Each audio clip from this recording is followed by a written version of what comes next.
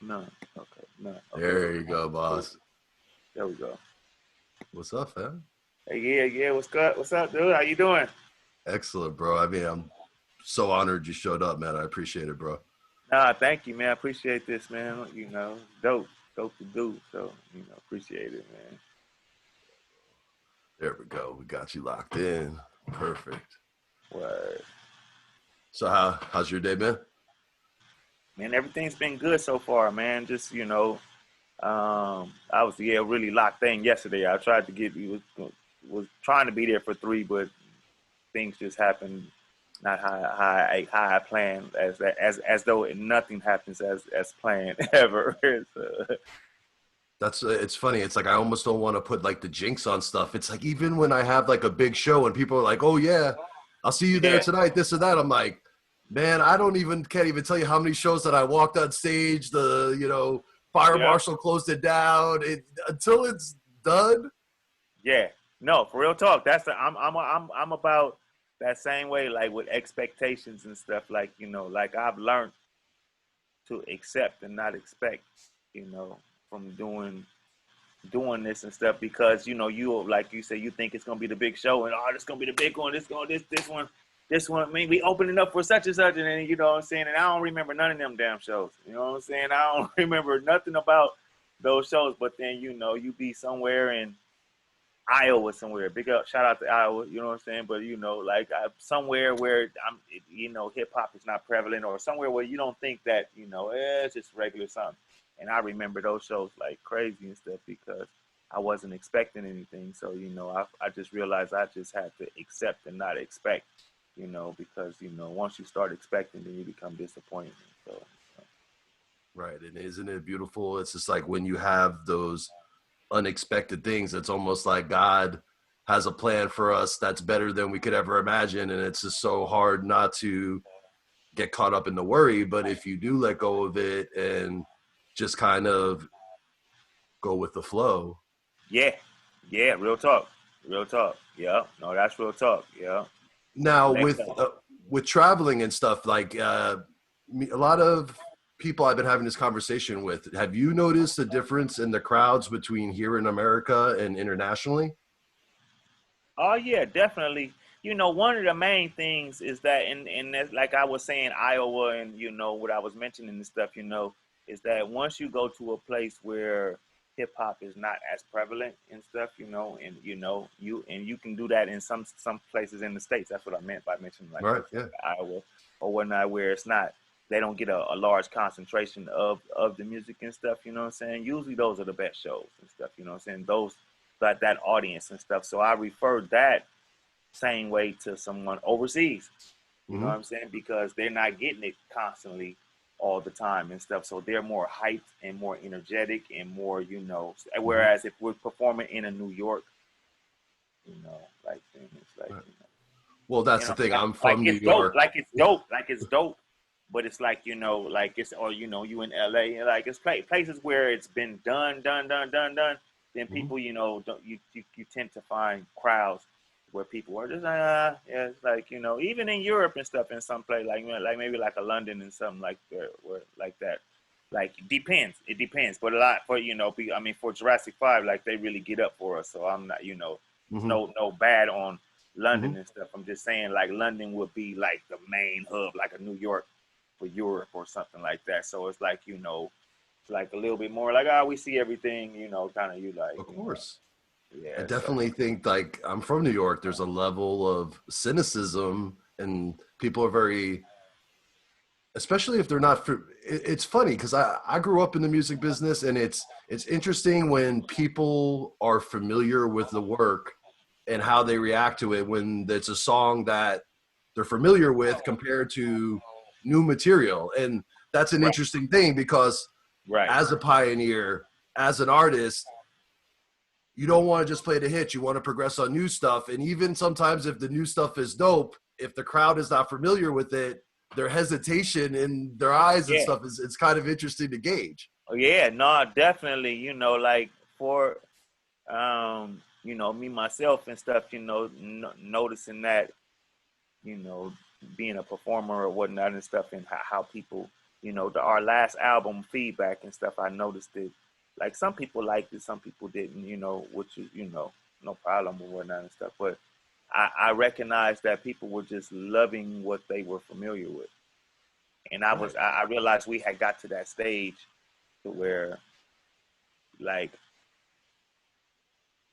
they just want that.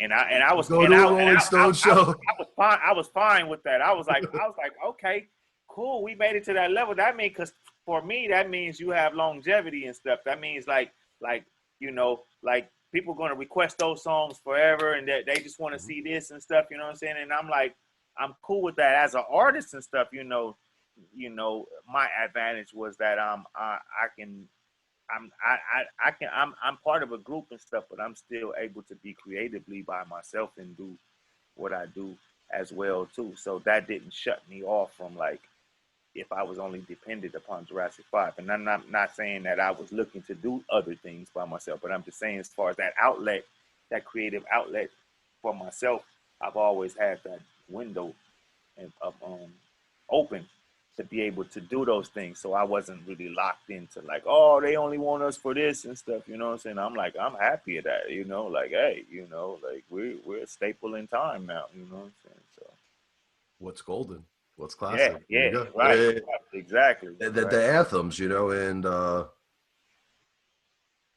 it's a beautiful thing when you see people so endeared to your music and to cherish it, and that it's, you could see it's a part of their life in just such a personal way. And to go on that journey, I've had that situation between my solo career and then collaborations with people, and it's very interesting because it's the most amazing thing there, because you're with your brothers, you're with your sisters, they're your family, you're there, they're on tour doing that, doing music. It's beautiful in collaboration, but with human beings, there's always ego, there's always other factors that come in to involving other people. yep, And it's so hard sometimes because, at least in my life, I found sometimes you could have the best intentions, you're not trying to bump heads, you're actually doing everything to extend the olive branch, and it's just drama sometimes. man, that that seems to be the growing thread between groups for some reason, and And also too, I would think that it's like we were on that cusp, and historically speaking, a lot of the greatest artists I knew still a little bit crazy. There's a little bit of fine line between crazy sometimes and genius. It's like yeah, you right, look at these amazing individuals and their paradoxes. Like I'm a huge James Brown fan. No right, one is better to me than James Brown. right, James Brown, the artist, amazing. right, James Brown, the human being, complicated yeah, individual. individual, right, right, exactly, right, And right, that's across the board with everyone. It's like I've seen everyone in the business and stuff, and that's the hardest thing, because I think the most beautiful thing for me is that when you see someone with humility, because I think that's the hardest thing, is that when you get the power and you get the exposure, I think a lot of people I've heard say that, sometimes it doesn't change people, it just amplifies who they always were, man. right. No, you just water the plant and stuff. Like it's like the seed was already planted there and stuff. All you're doing is just watering the plant. As you grow and stuff. Because people say, man, how can people get money and they change? No, they don't. They always been like that and stuff. You know what I'm saying? They just, like I said, they just watering the plant and stuff. They just haven't, they got some, opportunity to be able to, water that plant. Man, now that mug is just growing and stuff. Like you always been this person and stuff, or whatever Totally. And you do a lot of shows, so you probably see it too, is this, it's like they'll be like, oh, well, that person was drunk. Oh, they didn't mean it. And I'm like, no, that's exactly what they meant to do. They just didn't have the strength to do it sober. And now you're seeing and hearing exactly how they really feel. Now, Yeah, are there some abstract nuances to that for sure. But on the most part, Yeah, no, you will see it even without a person, just a person straight sober. Like yo, you're, you see people's egos and stuff. You know what I'm saying? Just start flying and shit. and I think this situation, I've actually been talking about this a lot on the show lately, is I think that this whole entire situation with this pandemic and the quarantine has really brought out the true colors in a lot of people, and this, that natural animalistic survival mode and stuff, which is,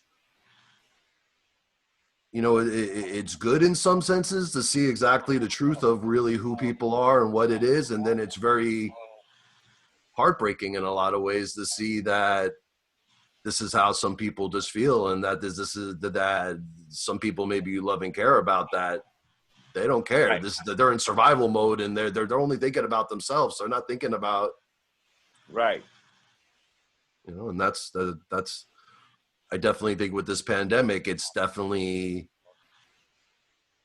changed our society and culture a lot, because the conversation we've been having is it going to go back to normal? And I don't necessarily see it going no, back to the way it was. no, hell no, hell no. How could you? Yeah, it ain't even. It's not even. It's not even physically possible and stuff to even go back, and no, nor mentally. You know what I'm saying? Like something happened. Like a shift happened, not just in California, not just in New York. A shift happened in the world. So you can't possibly think that you're going back to anything. The only thing you can have, I'm a optimistic type of person and stuff. So I can only see, you know, good, coming from something and stuff. You know what I'm saying? I'm not blind, and I definitely I'm observant of the dysfunctions that came up out of this and stuff, as well and stuff. But then, I'm looking on the upside of things, and and seeing that people are like from this and stuff. I seen you know that this shift had to happen and stuff, because if not, people were just gonna die stuck in their own fucking ruts and stuff. You know what I'm saying? And now they had a chance to wake up and be able to like, yo, and for the person that didn't maybe necessarily think of themselves as important, now maybe are looking at themselves as very important and stuff, within the scheme of things, and that they are somebody, as opposed to somebody that thought that they were somebody, and now they realizing you ain't shit. You know what I'm saying? So, this whole you know um, unveiling and stuff, what I'm saying, is happening to everybody all at the same time. It's like, yo, you getting your letter in your right hand or your left hand and stuff. You know what I'm saying? Like you was on some bullshit. You know, you was actually doing it right when you thought that you was maybe doing it wrong, or not doing it at all, or you're not putting enough effort in something, or you're not whatever you thought it was and stuff. Now we are in a stage where people can actually see where your efforts, the fruit of your efforts and stuff, you know what I'm saying, it's gonna pay off or get laid off and stuff, you know what I'm saying? So I think it's a good time right now, you know, because for me, like I had some things be revealed to me that, you know, I'm like, man, like, pre this pandemic and stuff, that already put me in this mind state. So when this started happening, I was already in this mind state, like, people are gonna be loyal to whatever that suits them and stuff, And that's this is not a blanket statement, because all people are not like that and stuff. But for the most part, we live in a me me me Colors are coming society. out. We live in a me me me society. It's all about me and stuff. You know what I'm saying? And nobody else, and everybody singing the same song and stuff. So Yeah, I definitely agree wholeheartedly, man. I mean, it's definitely, as someone from New York who like went through 9/11, it was very hard to explain to people that weren't in New York what was going on. And now with this, I talk to my friends all around the world. I mean, I have a friend in Iran that I talk to all the time, and they're going through it too, and it's already amplified of what they were already going through, Yeah, which yeah, which I think is, the reason I started Equality Radio is because there's great people all around the world, and this demonization of other cultures and other beliefs and other demographics and stuff is completely ignorant. I mean, I talk to people that are in Palestine. I talk to people that are in Iran. They don't hate anyone. They are as right, normal, great right, people, anything, some of the best people on earth right, that understand love and integrity and don't hate America, don't hate it. It's like anywhere else. There's good and bad people everywhere, and everywhere, right, everywhere. right, People are right, scared of their governments, and it's important, I think, especially right now, like you said, it's this thing that's affecting everyone. And for us to move forward, one of the themes that I've been really trying to express to everyone is that there has to be equity and justice and accountability across the board. If there isn't equity for everyone, fairness, freeness, freedom, yeah, justice for everyone, it will yeah, no, never be right. It will yeah, never be right, because as long as that you were putting that energy into the universe and into our society, no one could be oppressed. And that applies to every demographic. And we right. all, and I really believe is, you can't turn a blind eye to the injustice that's going anywhere, because the second you do that, it's happening right to anyone. And Yeah, it'll be right at your doorstep and stuff. Like what we are mirror images to one another and stuff. And just because you can't see the image that's reflecting and stuff doesn't mean that it's not reflecting. The image that you see and stuff. So a lot of times, people point the finger and stuff. They say when you point the finger, you got three other ones pointing right back at yourself and stuff, because you're just reflecting off of what's in you. So you're projecting what's in you, and then you're just reflecting back what you're projecting or whatnot and stuff. So when we look at people, when we see evil in people and stuff, you just looking at yourself. You're just looking at what's in you. You right, know. So so it's either you're gonna turn a blind eye to it and not address it, period, or like not turn a blind eye to it and address it. You know what I'm saying? Address the issue. I did an event like a year ago with KRS-One, and like Chris said, you got to judge each person on a person by person Level. basis and stuff, Yeah. because to Yeah. stereotype it, to be like, oh well, everyone's like no, man, like they're, No. and No. it, that's that's my hardest part about how I feel about, like, with racism is, have you ever heard of the genetic Eve, that everyone descends from a darker skinned individual? Right. So really, 200,000 years ago in Africa, there was an original African mother that all races, all people have evolved from. And really, Right. if you go down far the line, it's like if I ever see someone here and I'm like, but bro, I'm a part of it. I'm a this Yeah. in maybe in recent history, no, there's a separation of skin tone because of environmental thing that Environment. happened over Right. thousands of years or hundreds of. Right. But if you go far, we all are human beings, and we all deserve love, and Yeah. all deserve respect. And really, if we're all you, Yeah. that's my hardest part, is that it's like I have friends that are every nationality, and I, I think of them just as much as my family, and as much of more of my more to, I don't have a brother, and a lot of my are my brothers, Right. literally Right. my Right. fam bam. And I would never,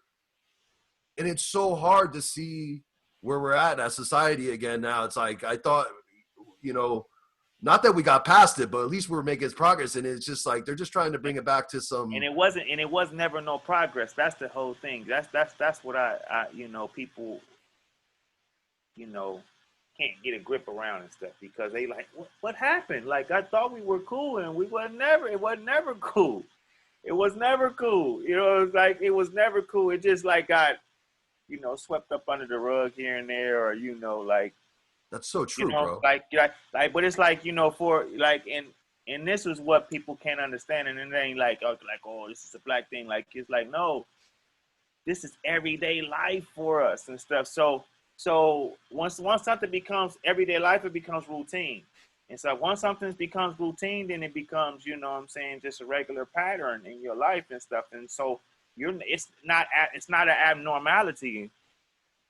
But to somebody else that this is not your everyday thing. This is a, you know, like this shit is abnormal. You like, yo, how could you live like this and stuff, you know? And then you learn how to live like this because this is just how it is, and nobody else sees exactly what you're going through. So for me to tell you this right here and stuff, it's almost like you know, when people like you don't want people to think that you're complaining. You don't want people to think that, you know, you're harping on the past. You know, so you have all of these Bro, different, it's the present right now, man. This is yeah, yeah, and it's always been and stuff. You know what I'm saying? But it's a thin line when trying to describe the situation to, you know, of course the someone other that, nationalities, and they attack you for just trying to talk about the truth. yeah, yeah. I mean, and it's not an everyday thing for some people and stuff. So, you know, and it's not something that they, you know, are familiar with. So, you know, it's only from a, you know, peripheral, you know, view that they're, you know, I kind of see this, you know, Right. but It not doesn't really, affect them not really, personally. yeah, not really nothing on it personal and stuff. You know what I'm saying? And once, you know, those people that do understand it from a personal level and can see it and stuff, they, you know, you see more empathy and more, you know, sympathy and just more understanding of the situation and stuff. Where it's no, it's not just so, no, so cut and dry. It's not just so, you know, like, oh, how do we not talk about that? Oh, well, how do we get rid of racism? Because you hear Stu serious, so man, you get rid of racism by just not giving it no attention. Just don't give it no attention. It's like, yo, that right there, you know, has caused it to have, you know what I'm saying, to still keep rearing his head. And it's like, yo, I thought we forgot about it. No, yeah, you know, you forgot about it Right. because it's not an everyday thing with you. And so for me to bring this to somebody, say, oh, well, this look at what's happening in our neighborhoods. Oh, well, you know, then you leave the door open for anyone to pick any excuse why it is happening.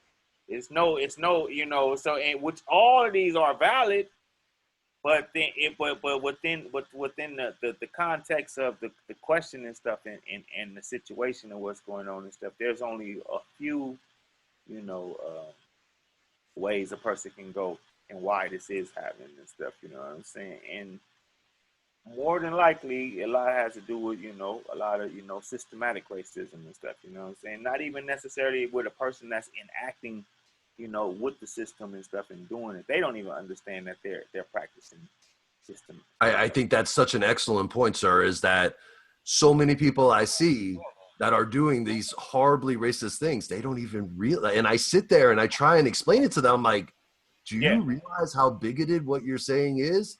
And yeah, they really have a hard time seeing it. And I think yeah, that even to expand on the point that you're making, it's like with what's going on with George Floyd, and people are like, oh, well, if those cops get arrested and those cops get tried, what about the countless 500 other people that were murdered that didn't have any type of justice? And that, like, does that take, it doesn't. And that's not something, like you said, that could, if anything, it's traumatizing. It'll never be forgotten. And until there is justice on those situations, yeah, yeah. it's, They still have to. It still has to. You still got to bring it to the light. Still must be talked about. It still must be. It still must be shed light on the situation. Because if not, it just goes away. It's like, okay, the George thing. Okay, yeah, we got justice for that and stuff. But like you said, the countless many other, you know, people that, you know, are like, okay, well, what about justice for me? What about justice for me? What about justice for me? So, you know, you can't just like say, oh, well, we're satisfied. And that's what a lot of we have been fed. You know, I'm just speaking for black people and stuff. we have always been fed a little justice, a little band-aid, a little things is gonna be all right type shit and stuff. You know what I'm saying? When it's still shit that haven't never got fixed, more From shit that's being created. You know what I'm saying? It's on like, a yo, daily. you know what I'm saying? And then then you just pacify, and then you like, yo, yeah, like somebody have to nerve you, like, yo, man, what are you complaining about, man? We gave you Obama, like, wait a minute, And how wait a about minute. this? You know, it's like even my ex is from down south. I mean, Okay, her father lived right down the street from Emmett Till. He's still alive. You know, wow, right, he and right, he was just like, he's like, yo, I knew Emmett. He's like, that's not that far separated. And I think when people complain about all these things, there's a part of me and there's a big part of a dialogue, I think, in the community that's like, wait a minute, his killer, that woman, was never tried, is still free, yeah, never ever had no accountability, yeah, but you want to get this person in trouble, you want to do this and then, right, and how about this? I would think that people don't have these like unrealistic expectations. It's like my last show, we were talking about Juneteenth. No one's uh-huh, talking about erasing 4th of July. We just want acknowledgement that not everyone was free at that time, and that yeah, that was an injustice. And until everyone really was free, it wasn't right. And yeah, that's a very, yeah, I would look at anyone and be like, whether you took religion into it or you just take morals into it, how would you feel if that was you? And would you feel all right about it? No one would feel all right about it. And exactly, right. Put the shoe on the other foot type of thinking, and but a lot of it, like it's this psychologist I like and stuff. Her name is Joy DeGroy. Joy,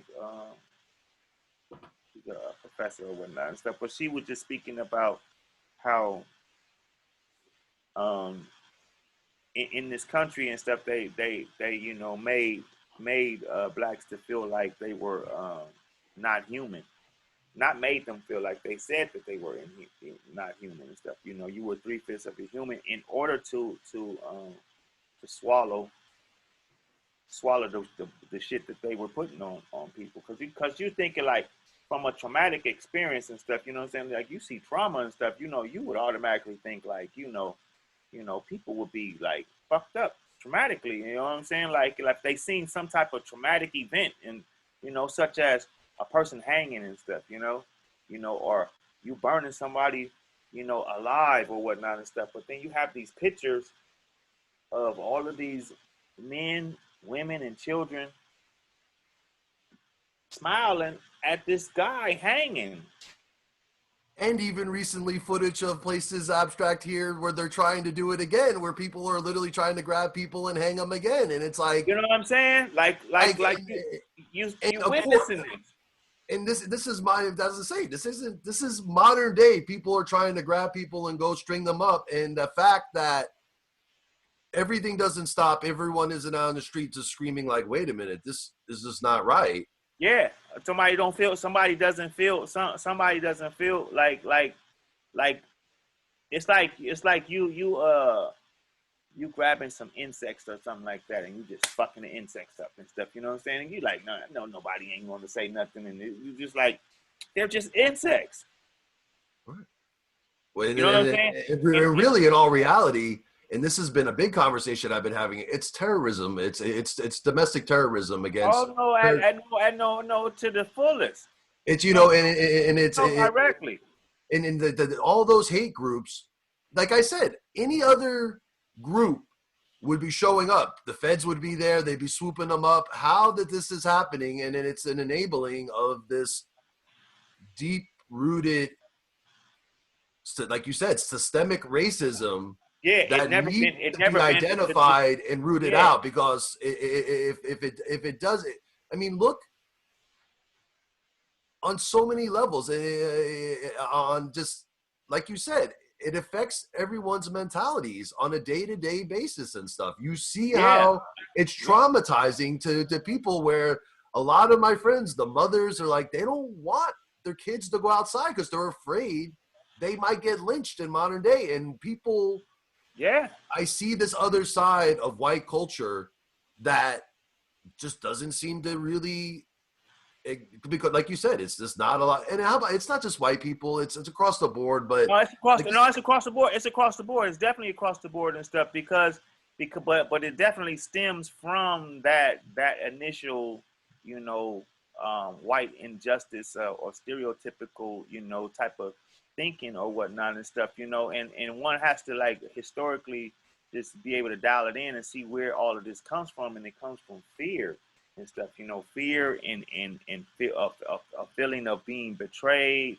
and a feeling of, you know, if the things that I've done to somebody, if they have the chance, then they probably will do the same thing to me right, again and stuff. So you have this innate fear of being, you know, having to pay for your crimes and stuff, you know, and so as well as, you know, just a fear of and anger, fear and anger, you know, from like, because a lot of the atrocities didn't start happening until, you know, slavery is definitely an atrocity and stuff, but a lot of people didn't beat their slaves like that and stuff. You know what I'm saying? Like they you know, no, historically speaking, you had some people that did and stuff, but then as far as like if you're you know you're damaging the goods and stuff, you know what I'm saying? Like if you're thinking as a businessman and stuff, you know what I'm saying? Why would you want to damage your goods and stuff? You know what I'm saying? So you the lynchings and all of this stuff happened after slavery. right. That's what people don't understand and stuff, because you have all of these white Southern men that after the Civil War they lost all their money. Like if you ever see like old movies and stuff, and then you see these guys and they find a whole treasure chest full of money and stuff, they're like, oh, we're rich and stuff. And they're like, oh no, Confederate money. You know what I'm saying? Like because now they wiped out a whole system of currency, you know what I'm saying? And because of that currency got wiped out, you know, you had all of these white men that are now broke. They have no money.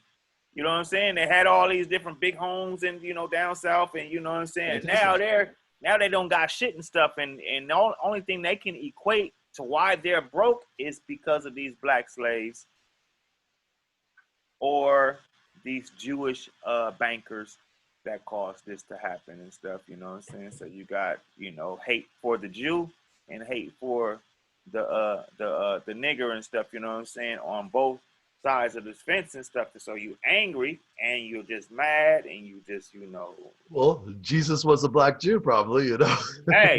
you know, and I mean And it's as a Jew, I would say this is that the anti says, I'm a my roots are Jewish, and it's really scary. You know, the anti-Semitism. How about this? The xenophobia towards Islam and stuff. What they're doing in China right now. I mean, it's horrible, man. I mean, this Mhm. persecution of people for their beliefs is really disturbing, man. I mean, that they're throwing people, that they're throwing Muslims into concentration camps in China is Yeah, horrible. I mean, yeah, no, I mean, because there is, you could sugarcoat it and say that they're work camps, but let's be real about it. They're modern day concentration camps, and they're throwing these poor people into these, concentration camps on the basis of their religion, and that's yeah, I mean, you know, I mean, and that's the inception of America and stuff, is that, you know, people were persecuted for their beliefs and stuff, you know what I'm saying? So this is like not far fetched of what America was created on. And that's my point. My whole point is that America, you know, you took, you took uh, human beings from their natural inhabitant that didn't come to America by way of their own free will, you know. So for black people and stuff, you know, in America and stuff, you know, there's a lot of different sides to this and stuff, because for one, they was kidnapped. So in order for me to even enter any type of conversation and stuff, we have to deal with the kidnapping first. You know what I'm saying? Now most people say, oh, well, African sold Africans into slavery and stuff, Now, if I'm selling drugs and stuff, you know what I'm saying, and you walk past my street where I'm selling drugs at, and I say, hey, you want to buy some drugs and stuff, you know what I'm saying? Now, if you're looking for some drugs, then you're going to entertain what I just said to you and stuff. But if you're not looking for no drugs, If you felt this was morally wrong, you wouldn't be interested. exactly. So, because I can't, I can't force you and stuff. You know what I'm saying? So, if Africans are involved in slave trading, which goes into a whole nother conversation and stuff, because you have indentured servitude and stuff that it existed in Africa and stuff. So slavery was already a system, not slavery as existed in America, and that's that understanding what is slavery and what is indentured servitude, and where was this practice at, and where was this practice at, and how do you have chattel slavery versus indentured servitude and stuff. What is the difference between the two and stuff? Then you can see how Africa already had a system of indentured servitude already, as well as you have wars and stuff, and people take captives and stuff. So Very correct. You want to sell certain people and stuff, but you're not selling them, as a property. Right. To ownership of property, which was chattel slavery, became ownership of this particular thing, and everything that this thing produces, I own. So the children become slaves, their mother, everybody connected to it.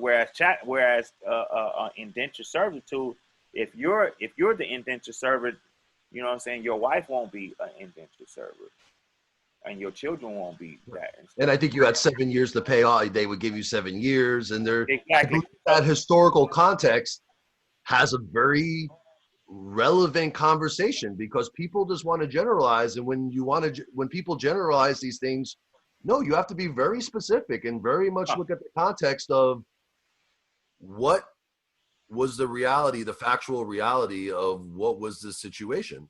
Yeah, because like I'm saying, here's the situation. You mean, so like, if I'm from just a regular general perspective of it, you telling me that some Africans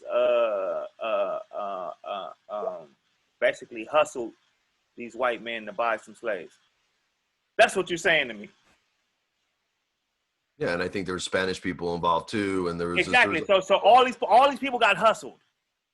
All these people got hustled by these Africans to like, it's like I'm saying, like I'm hustling. Hey man, you want to buy this chain? Come buy this chain over here. You know what I'm saying? Like, if you're not interested in the chain, you know what I'm saying, then there's no reason for you to even be having a conversation with me in the first place and stuff. Well, now, look what's going on in Libya right now. Look what's going on in Libya right now. Exactly. I mean, but if you're interested in slaves, then of course, you as well as you enticing someone that, hey man, like, man, we got these cowrie shells, we got these, these bottles of rum and stuff. We got this, we gonna trade for this. Like, you have a corrupt king. You got, what I'm saying, someone they ain't for the people. They just, as well as the slave trade has already existed. It wasn't like it was the slave trade that they didn't know that they were selling. My point is, they didn't know that they were selling black slaves into perpetual slavery and stuff. You know what I'm saying? Right, just like the American natives, the Native Americans didn't believe that this place, America was already inhabited. There was already a structure here, and only through the genocide of the Native Americans did they understand territory and all this particular things and stuff. You know what I'm saying? Yeah, no, definitely. That's why Trump picked Mount Rushmore for that thing, because that's an old KKK monument, because that KKK guy built that. And it's going back to those things that people say that it's not intentional, but I don't believe for a second that that's not intentional. It's very intentional and very direct. Him picking those dates in Tulsa, him being like, all of that. You could say but it's not. There's no way. It's very, and I think that's the hardest part, is that as a leader, there's an obligation to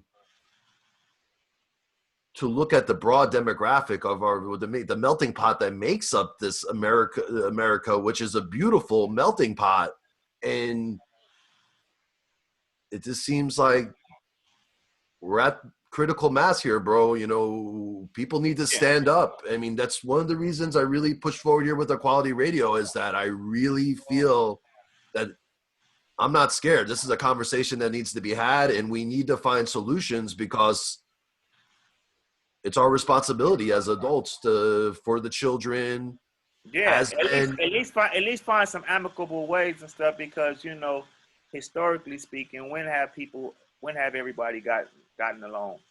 When was the whole world unified? Never. So you know, so a lot of times we ask for things that never even been. You know what I'm Right. saying? And nothing I wrong. personally aspire for that. I cannot Of course, lie that I hope for a and it's day nothing wrong. Yeah, that's an and it's nothing. archaic conversation, that Yeah, like us tripping off something like that, because yeah, there's just so much accountability and justice in a situation where people are worried. But that's going to yeah, take, it's just like with the environment. It's going to take a lot of work, a lot of responsibility, and a lot of tough decisions, because it's yeah. not going to go away, and we're going to have to deal with it. Yeah, no, like how you saying, just with the responsibility thing and stuff, like this earth's been around for billions of years, and only within the past 100 and some years it became fucked up. So, you know, the accountability and stuff, you know what I'm saying, of people, you know, hey, changing something, right? Hey, wait, hold up. We gotta, you know, like, yes, it's gonna take a long time, it take a little while and stuff, but still, you know, we actually been living amongst it and seeing it getting fucked up. Whereas this shit been around for billions of years and ain't been as fucked up as it is right now and stuff. You know what I'm saying? Because of, you know, all of the eco shit and just whatever it is that man has, you know, taken control over within the past, you know, 150 years and stuff. You know what I'm saying? And with the industrial revolution and all of these different things that Right. have happened and stuff. You know, so for us as a human race and stuff, you know, recognizing that, hey, man, you know, we the best way to learn something is through example and stuff, and knowing that, hey, this planet been straight all of this time. So from your example, you about to fucking kill the whole planet. You know what I'm saying? So I think from an example standpoint, we need to get away from with those things that cause us to be. Use what's correct. We use what's utilizable, like what we can utilize and stuff. You know what I'm saying? But you know, a lot of shit has to get done away with and stuff. You know, and so and a lot of that becomes a question of big corporations and stuff, and who's making money off of, you know, these, you know, manufacturing in these different places and cutting down these brain trees and doing all of these different things, you know what I'm saying, that are not an advancement to the society, but are more of a detriment to the society and stuff. So a lot of these questions, what you're saying, you know, these are a whole lot of questions that need to come, you know, and be dealt with and stuff. And a lot of times we're not dealing with these direct questions. We're dealing with offshoots of those questions and stuff, you know what I'm saying, which only lead us back to the initial problem is, okay, so what we need to do is, you know, and we keep we keep arriving at that fucking same table and stuff. So what we need to do is all come together. So what we need to do is, no, we fucking know what we need to do. The problem is, you know what I'm saying, the function and the actual practicality of it and stuff, you know what I'm saying, and moving towards these different things, because you have all of these different distractions that come within just the conversation and stuff, which are traps that lead you to a whole nother way. So when you even get close to even opening up the door, you finna get sent through another trap hole and stuff. That's going to lead you to another conversation. That's going to lead you to another conversation and stuff. So you never really get to the focal point of dealing with the direct shit. We always dealing with the fucking, you know, the debris and stuff. You know what I'm saying? When we're not dealing with the direct shit and stuff. You know, it's just all these just this little fluff, and these things are, you know, they're accountable and they're yeah, you can see them and yeah, they exist and stuff, you know what I'm saying? But in the whole scheme of things and stuff, you see, oh, where did this shit all come from? You know, it has to has a source, you know, and we cut off from the sources and stuff, and so we splinter off and say, hey, no, it's the environment. No, no, it's these chemicals. No, no, no, no, it's these shots. No, no, no, it's the police. No, no, no, no, it's racism. No, no, no, it's this. No, it's this. No, it's this. No, it's this. No, it's this. And so you have a whole world that's divided on what the fucking they thinking the problem is and stuff. You know what I'm saying? So a world divided will never be united and stuff. You know. So. Totally, and especially when we're in a paradox with this modern generation, when you have 98% of the scientific community having a consensus on something. I mean, I was just watching like Neil Tyson Degrassi and Bill Nye the Science Guy. They were on some show with someone, and they just kept looking at the guy, the interview guy, who was this big right wing guy, and they're like, yeah, in the last 30 years or whatever, we've released the progress. The deterioration of the environment would normally take like 5,000 years for what we've done in the last 30 years. Don't quote me on that, but that to that effect. Right. And that guy, and the guy is looking at him going, but you're not making sense. And he's like, what doesn't make sense about that? It would have took us 5,000 years to release that much CO2, and that we're physically changing the environment by doing that. What does not make sense about that? Right. Or what does not make sense? There's a video of this guy. He's a Harvard law professor in front of his own house, and they're beating the crap out of him. What do you not get about that? What is going on here? And there's just, like you said, countless examples of these self-evident truths. And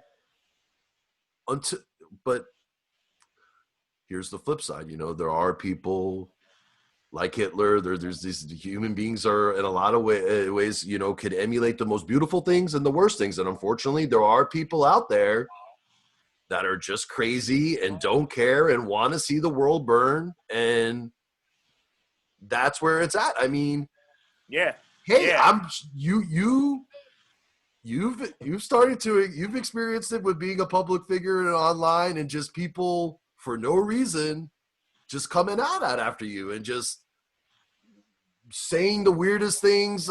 Even if you're like, hey, well, here's a picture of me at the exact same time and stuff like that. Yeah. Obviously what you're saying is a lie. Yeah. Oh, yeah. I don't care. You're part of this great conspiracy, and you're part of, and anyone who's in the public eye, all of a sudden you're a part of the Illuminati, or you're a part of selling out, which to me is, I think, a very blanket statement. Like, I don't, like, when I look at like Dave Chappelle and certain people, like, if anything, I think they kept their integrity at a price and stuff and never sold out. I think that just to put this blanket statement of, well, anyone who's a public figure and does their art could never be out there doing it unless they've sold their soul. Yeah, I don't think that's true. Like, I believe you guys love hip hop, and you guys were the truly in love with the art and the craft, and would have done it no matter what, and loved. I think I grew up around Michael Jackson. Like, my uncle worked for him for a long time. I was around with Michael. Michael didn't want to be, you know, he loved the craft and he wanted to be the best entertainer. But, you know, I mean, he didn't want the entertainment world. He didn't want that entertainment bullshit and stuff. The rest of that shit. It's crazy how it affects people. I don't think, you know, it's like, that's my one thing. I look at people, especially young people that want to get in the game. And I'm like, yo, I don't know if you're made for this. I don't know if you're bred for this, because you have to have such a tough skin to be out there and deal with everyone and deal with all the psychoness and deal with just the reality of how messed up human beings really are. Yeah, nah, man. It's a definite thing, you know. Like I'm saying, there's so many conversations that, you know, happen within conversations and conversations within conversations and stuff, in order to get to there. So the natural thing is like what we are talking about in the beginning and stuff, man. Just worry about your own shit and stuff because once you start trying to point out other people's problems, all you doing is just exposing your your dysfunctions and stuff. Like Right. you would rather just keep your shit quiet. So you don't want your shit exposed and stuff, like fix your own, like they started saying about clean up your own backyard and stuff. You know what I'm saying? Before you get this talking about whose backyard is dirty or whose house is dirty, clean up your own shit first, and then we can come to the table and stuff. You know what I'm saying? But until then, everybody's shit keep being dirty and stuff, and then when you come to the table, you want to talk about your shit. When I came over your house, your shit was fucked up. You know what I'm saying? Like your shit not fucked up and stuff. You know what I'm saying? People Like love yo, talking smack. stop pointing the finger at people and and get up off of this self-centered type of thing and stuff. And then I think that's when people can see people for who they are, or even not even trying to look at people like that and stuff. It's just like I'm too concerned about myself, to be concerned about other people and their problems and stuff, and I think that's the problem. Everybody feels like there's some physician or some type of doctor or some type of psychologist or some type of Everyone right now is a virologist, expert, yeah. a containment. Everybody fucking knows everything. I done my research, and you know what I'm saying.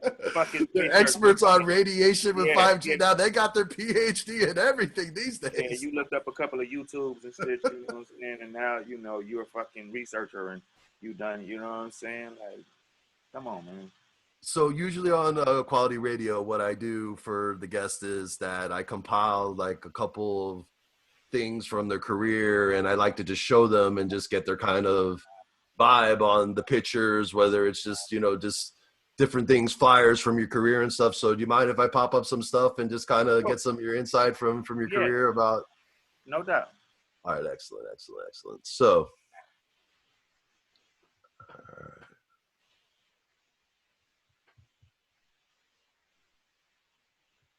all right, so boom. Does that look familiar?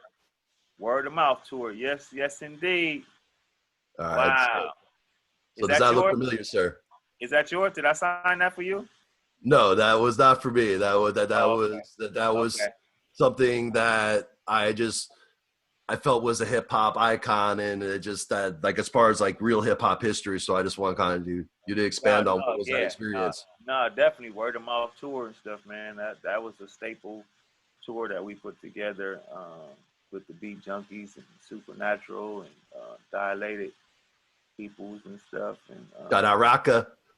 yeah, man, that's my guy right there and stuff. So, you know, for us, it was monumental because we were all peers and all just just peers of one another and stuff, and just loved the art.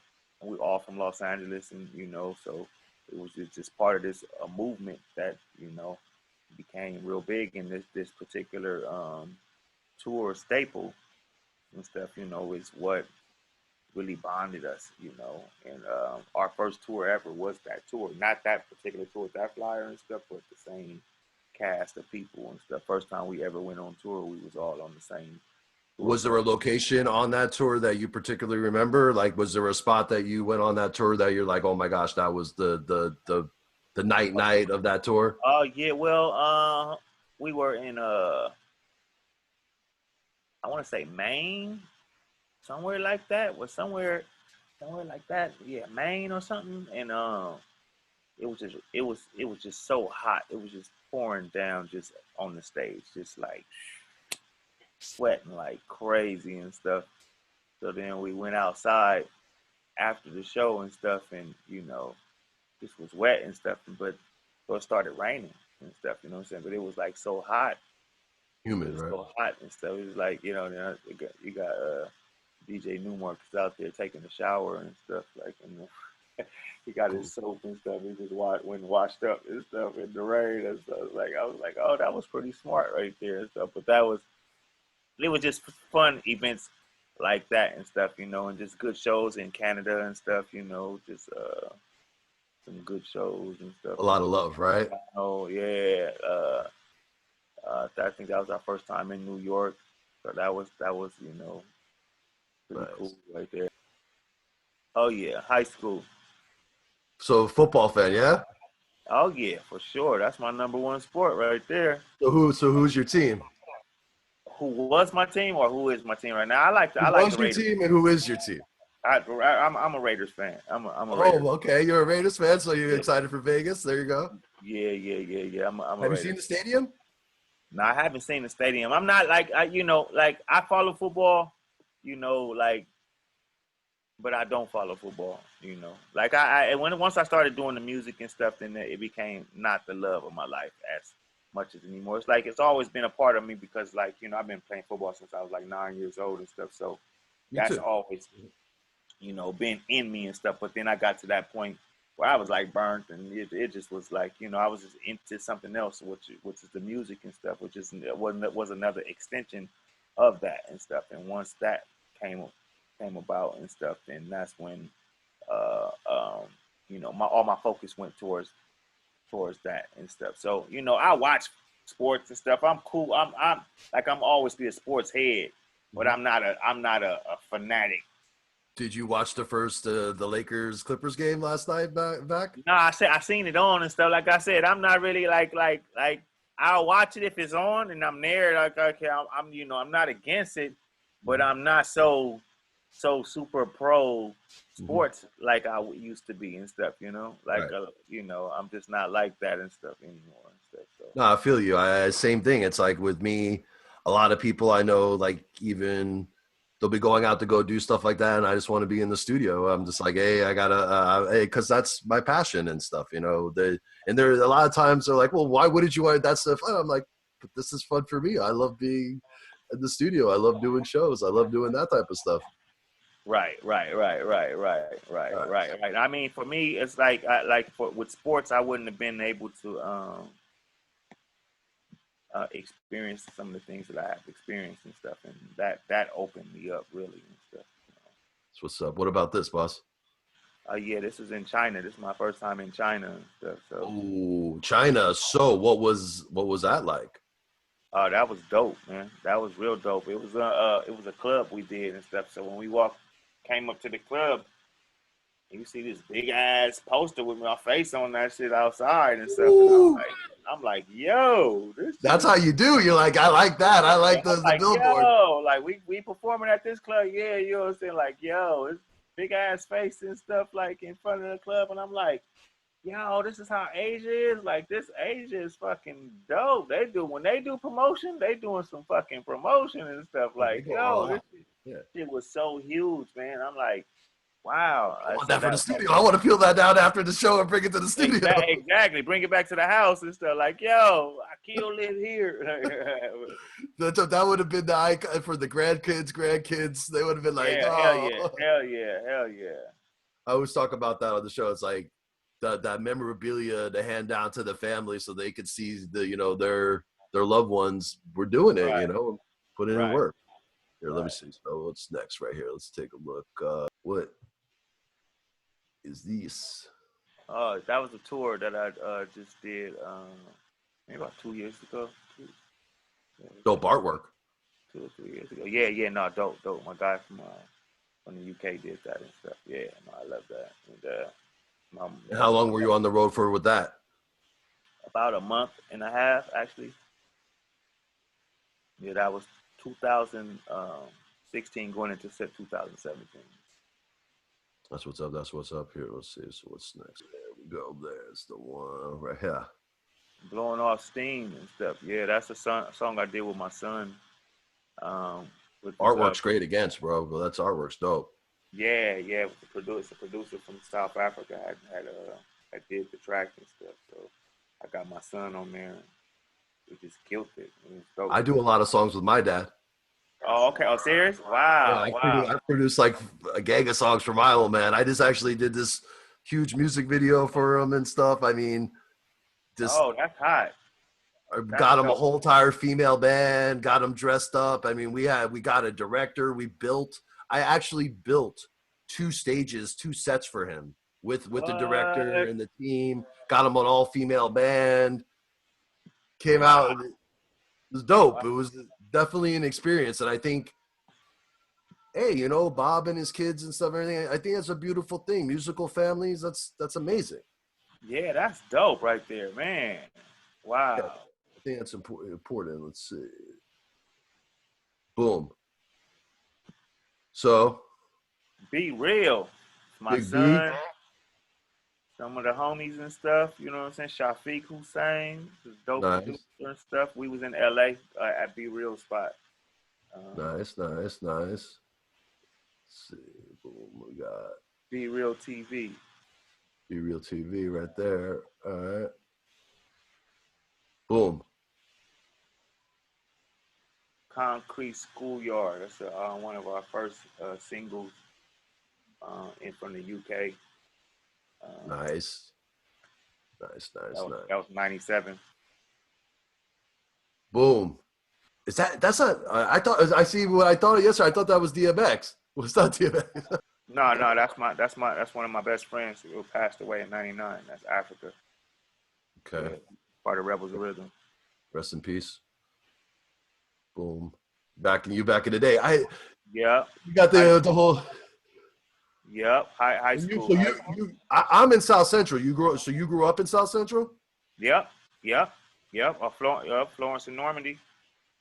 I live on the corner of Normandy and Exposition. Oh shit! I know exactly where you at. You by the chicken spot. You across the street. No, Normandy. You said Normandy and Exposition. Normandy. Hold on. Normandy and Exposition. Normandy and Exposition. You Oh yeah, you by the train. The train. The train Right by the go down train, yeah. Exposition. The train go down Right. Exposition and stuff. I know exactly where you are. I used to live on 39th in Normandy. I used to live on 53rd in Normandy.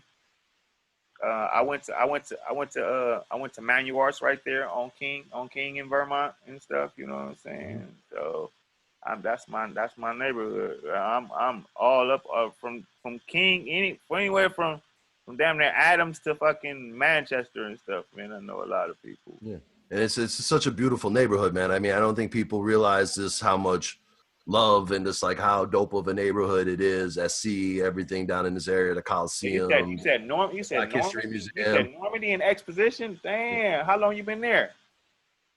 Not that long, 3 years. Okay. Yeah, I know exactly where you Before at. that, I lived up in Inglewood. Yeah, Yeah, I go to the mosque when I'm in LA. Sometimes I go to the mosque right down there. beautiful mosque right there. Yeah, on Exposition. Yeah. All right, next thing, good sir. Let's see. This boom. You see that? Yeah, I am somebody. Yep, that's me. That's something that I created. Well, actually, my wife created the logo and stuff. But you know, it's a J5 song. I am somebody and stuff. But you know, it stands for so much more. Like in these times and stuff. You know, like you know, I'm not really. You know, I'm all for Black Lives Mattering. But as far as the organization Black Lives Matter, I don't. You Mm-hmm. know, I don't really. They don't speak for me and stuff. You know, so my saying is I am somebody and stuff. So you know, I don't have to put no color on that and stuff. You know what I'm saying? Like, so treat my Black life like it matters because I am somebody first. You know what I'm saying? So that's where That's I'm. beautiful, bro. That's so deep, man. I mean, I think that's so real, bro. Yeah, so I don't have to get into the color game and like I said, that you go down the rabbit hole when you get to mentioning different certain things and stuff, you know, and then you'll never get to the. Well, I mean, that's a very complicated subject. And with Black Lives Matters, no one said that meant that other lives didn't matter and stuff, or that Yeah. you know, or as one of my best friends said the other day, uh, you know, but that's a very, you know, complicated subject. It's like your house is on fire, then someone looks at you and goes, "Well, all houses matter," you know. Well, is your house on Yeah. fire right now? You know, Right. But my house is on fire right you know, now. it's Father's Day. Hey, all that, you know, all men matter. Like, wait a minute, no, we're talking about fathers right here. Right. Exactly. Right. You know, this isn't really applicable, but you know, it's like, but and Yeah. that was the hardest thing for me because, like, for my theme for equality rate for worldwide familia for almost 15 years has been this music is for all races worldwide working for peace and equality. So a lot of my Right. hashtags are, justice for all, rights for all. And now, like, I don't want people to be like, you're saying, oh, well, you're saying all lives matter. Like, no, that wasn't, I Right. was saying it was long before there was even a distinction of that. I Yeah. wasn't trying to say My now life, that, your life. Like, nah, man, fuck it. I am I was just somebody. saying that everybody, no matter your race, no matter your Yeah. place, Yeah. we're all brothers, we're all family, That's, but I mean, now so it's, for me, I don't have to get into the specifics of your life and stuff. All I know is I am somebody, you are somebody. That's all. I that's respect. universal, bro. I Gee. respect you because you are somebody. Fuck whatever it is you got going on and stuff. You know what I'm saying? That's on you. Whatever you doing, whoever you are, whatever you are. You know what I'm saying? Like that's you and stuff. You know what I'm saying? But I'm still gonna respect you because you look like a human being and stuff. You know what I'm saying? You look, you act and interact as a human being and stuff. You know what I'm saying? You register to me when I see you as a human being. So that is somebody and stuff. You know what I'm saying? I might don't know who that person is. I might don't know your name. Might don't know where you come from. I might don't know your background. I might don't know all the shit about you and stuff. Those are all personal things and stuff. You know what I'm saying? But before I even get to that point, I have to recognize there's a human being standing in front of me who is Have you somebody. ever done a song called I Am Somebody? I am. Yeah, we done some. Yeah. Because Mm-hmm. that's, I mean, bro, Yeah. that's real Now we got talk, it. man. That's G. That Yeah. definitely, and I think, people need to find, that value, and, that value. You are somebody. That's my biggest thing is that I look at always with my students and everyone is like, yo, man, you're irreplaceable. There's such value in every human being. And, there's such substance to that statement, man. Yeah. No, definitely. It's a great affirmation and it's a great confirmation. You know, for the human soul and stuff. You know what I'm saying? For themselves to let them know, hey, I am somebody. You know, whatever it is, whoever you are, whatever you may manifest as and stuff. You know what I'm saying? Outside of that and stuff. You know what I'm saying? I'm going to see you as a human being first. That you are a somebody. You know what I'm saying? You are a body. You know what I'm saying? That is Mhm. a part of the Especially for sum. the youth, bro. Especially for the youth to get that message to the youth, for Yeah. them Yeah. to have that self respect. I Yeah. mean, so here. Let's see what's next here.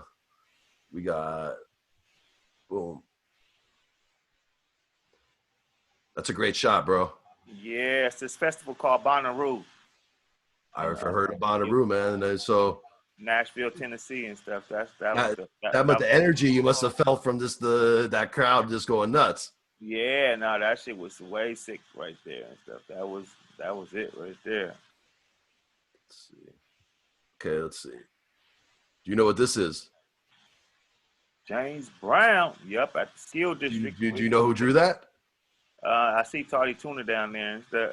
Yeah. Charlie. Me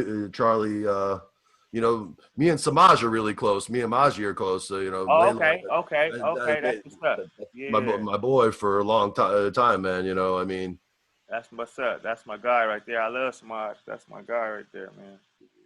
boom, boom.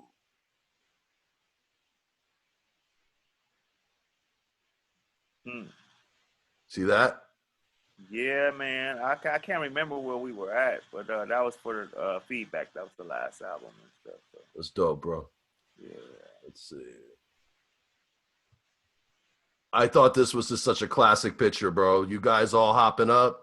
Oh yeah, yeah. That shit was sick right there and stuff. I want to say that's at the Nokia Center. That's at the Nokia Center. I opened up for MC Hammer at the Nokia Center Oh wow! on What? Cinco de Mayo. That was What? crazy. Recently? So That was what? So recently? what? So explain this. So this is the a prop that you guys had.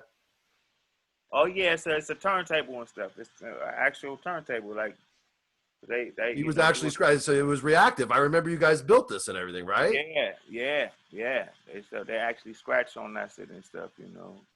Cut a new mark. It's Yeah. amazing. Back in the day, you At the see this Fox artwork Pigeon. for this for the Yeah, Fox. that's from Colorado. Yeah, yep, I remember that. That was from that Word of Mouth tour. That was All right. So here's a little curveball. So this is like I wanted to talk to you about.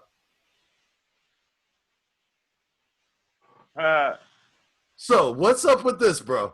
So let's talk about this for a second. What is going on with that? Like why do you think people think you're pop?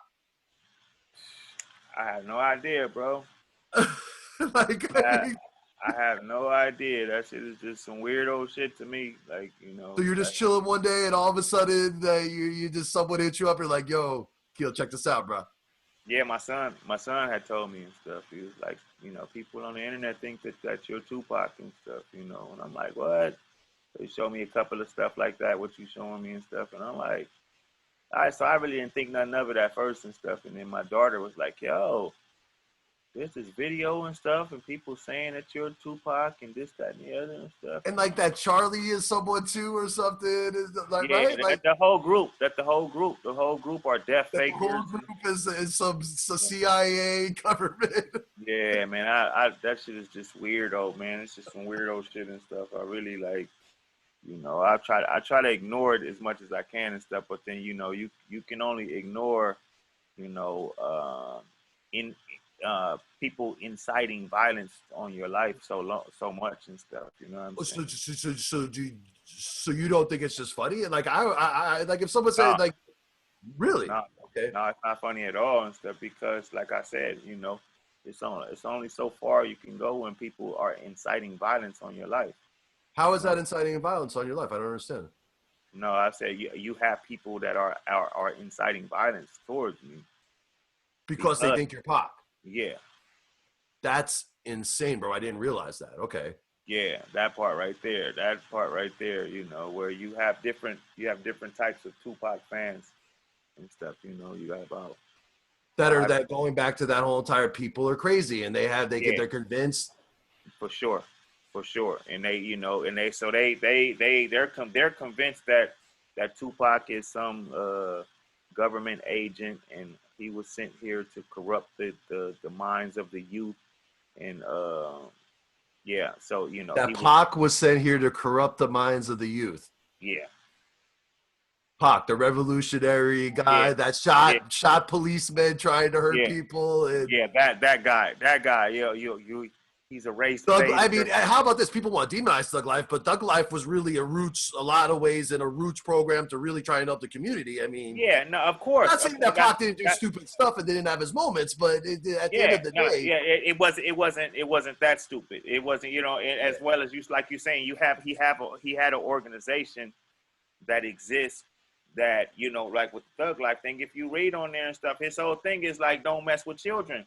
That was the you will not be, you know what I'm saying. You will be persecuted, of course. You know what I'm saying, if you harm a child and stuff. So isn't that harming a child? Like how can you be a part of an organization and push a particular thing and stuff? And I said, oh yeah, he push that, and I'm like, you don't even believe that shit that you're talking about and stuff. A lot of these kids that are pushing this and stuff, they only Tupac fans from all eyes on me. right. They have no clue of what Tupac even did prior and stuff, or even listen. Because I asked him, I said, well, what song are you claiming that caused people to commit violence and all this stuff? What song? Name the song that Tupac has where he's inciting violence and inciting people to get in. Name the fucking song. They don't have no song. Some guys talking about hit him up, because that. I'm like, man, get the fuck out of here, man. That's a diss song. It's a diss song that's a particular situation for a particular person. Where did this even happen at and stuff? So I try not, like I said, I try not to even give it any energy and stuff. You know what I'm saying? Because you know it really pisses me off and stuff. Because the thing is, you got people on the internet. I don't know what these people look like, but guess what? They know what I look like. So I can be anywhere and Right. somebody can run up on me Of course. and I don't know who this person is. Right. And if they, how about this? If, hey, look at it with celebrities across the board, bro. You have these people that are mentally ill and they Hell get yeah. this thing in their No, mind. that's what I'm talking about. That's Bro, why it's I even get like the other day, I got this crazy hate mail hate mail letter saying like that all this crazy stuff. And I'm just like, and it was like this whole entire thing about how I'm this racist person. And I'm like, because one of so me and my best friend did this song called Where There's a Will, There's a Way. And this artist named Noah, who did the artwork for Reggae on the Mountain for years and stuff, he did our album artwork. So he drew from the music video. He took scenes from the music video and drew us from the scenes. And there's like a universe and it's me, him back to back. But he's turned towards space in the universe and I'm turned towards the other way. And all of a sudden the other day, I get this long email from this guy going, you hate black people. You're having the black man go out into the universe and darkness, and you're the white man walking into heaven. And I'm like, first of all, I didn't even draw this. Second of all, the whole entire song is about racial equality. Like, and if you look at my posts, you obviously don't know me or know us, because what would ever make you think in a million years that I was trying to say Soul Power was the black guy going, like, it broke my heart to see that someone was this crazy and had come up with this huge idea in their mind that was so far from reality and so rooted, like you said, out of rage and hate and this thought in their mind. That's what exists right now. Like how you were saying earlier about, the governmental, everybody's an expert these days. The conspiracy and stuff, and just fucking just idiots and stuff. And I'm not saying that some of that stuff may not be true, and but you're putting too much on it because it's every person. It's always whoever dies, that person didn't really die.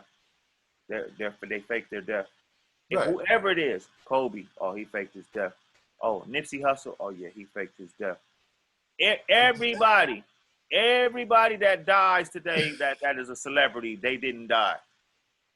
Exactly, bro. Like, and the things is like Nip was right around the block when he got smoked. Like the things that I would hear people say right after he got shot and stuff. Like, I'm like, whoa, like it's just interesting people's conspiracy theories on everything, man. It's just everyone, like I said earlier, he's got a PhD and they figured it out what's going on and here we go. So let's see what's there. All right, so this, boom, Pharoah Monch, bro, one of my favorite MCs of all time, bro. Fat Lip. Fat Lip. My man Hydroponics with the red hat. My boy Eddie in the back is a promoter. And then my boy in the green. Back there's damn. Are you doing a show with Pharaoh? Yep, in Singapore. We was in Singapore. Woo! Pharaoh live, insane. Yeah. Get that up. Festival. Yeah. What's the name of that festival? Hats Off Festival or Hats something. Yeah, it was a big festival, and I always thought Pharaoh was one of the most underrated MCs of all time, man. I mean, he oh yeah, no, definitely, no doubt. He's one of my top men, definitely within my top 10 conversation of the greats. Top 10 for sure, like for sure, like between him, diversity, live album, and the thing of how he translates live too. He is not no studio rapper. He is a live show enthusiast. He gets it going. No, he gets it in and stuff. He's dope and stuff. Yeah, I think special, bro. Just let's see let's go next. Let's see right here. All right.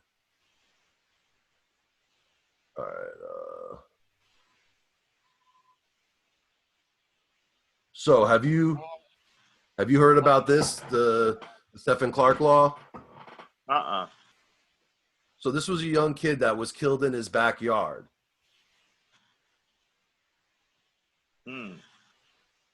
Poor kid was killed in his backyard, and they're trying to enact a new, so like with a lot of these new laws, to really start trying to hold police accountable, because I think that that's one of the biggest conversations right now is that why aren't these policemen that are obviously killing innocent people, why aren't they being indicted like the criminals that they are? Mm, mm, that's deep. Wow. Right. You know, is that I think that if there was some justice in that, you know, that there needs to be legislation passed. I think it's just like with the representative John Lewis, with him passing with his voting bills, right, that they're proposing now. It's very important that these legislations get passed, because if there isn't those checks and balances, I don't think that it's ever going to really change until we start passing. And how about that? That's just a start. Just because we pass the laws doesn't mean that, but it's at least it's a step in the right direction. Yeah, no, because you know, I'm just, I'm not the politician type of. I'm not into politics. I'm not into, you know, none of that stuff. You know, because like I said, from the onset when we were talking about kidnapping and stuff, and I said like this has to be dealt with first and stuff from a kidnapping standpoint and stuff like the criminal act. You took if you take somebody more than like 3 feet and stuff, you know what I'm saying? That's called kidnapping and stuff, you know what I'm saying? So we wasn't immigrants of America. We're not refugees. We didn't, you know, come as illegal aliens and stuff, you know what I'm saying? You know, so our status here in America and stuff, you know, is not of an American citizen. You understand what I'm saying? Because how black people became American citizens is by way of the amendment, the 15th, what the 15th, 13th, 14th, 15th Amendment and stuff. You know what I'm saying? So you're a 15th Amendment citizen and stuff. You know what I'm saying? You're not necessarily black people are 15th Amendment citizens, not American citizens. Because when America became America in uh, in 1776, you know, July 4th and stuff, black people didn't become citizens of this republic until 89 years later. So we're talking about, I'm just 50. Century, basically. Exactly. You know what I'm saying? 100 years later. 100 Like, years is not a short period of time. That's a long oh, time. hell no. For you to like. That's a lifetime. That's almost 2 lifetimes for most people. Maybe 3. Wait a minute, hold on. Wait a minute, hold on. You know what I'm saying? You realize, you know, from a historical perspective of it and stuff, you like, oh, who's the first person to get killed in the Revolutionary War? Crispus Attucks. It's a black man. A black man got killed in the revolution for America to receive its freedom from England and to be free and to have life, liberty, and the pursuit of happiness and all of these different, you know what I'm saying, morals and, you know, convictions. Supposed promises for everyone. And here it is,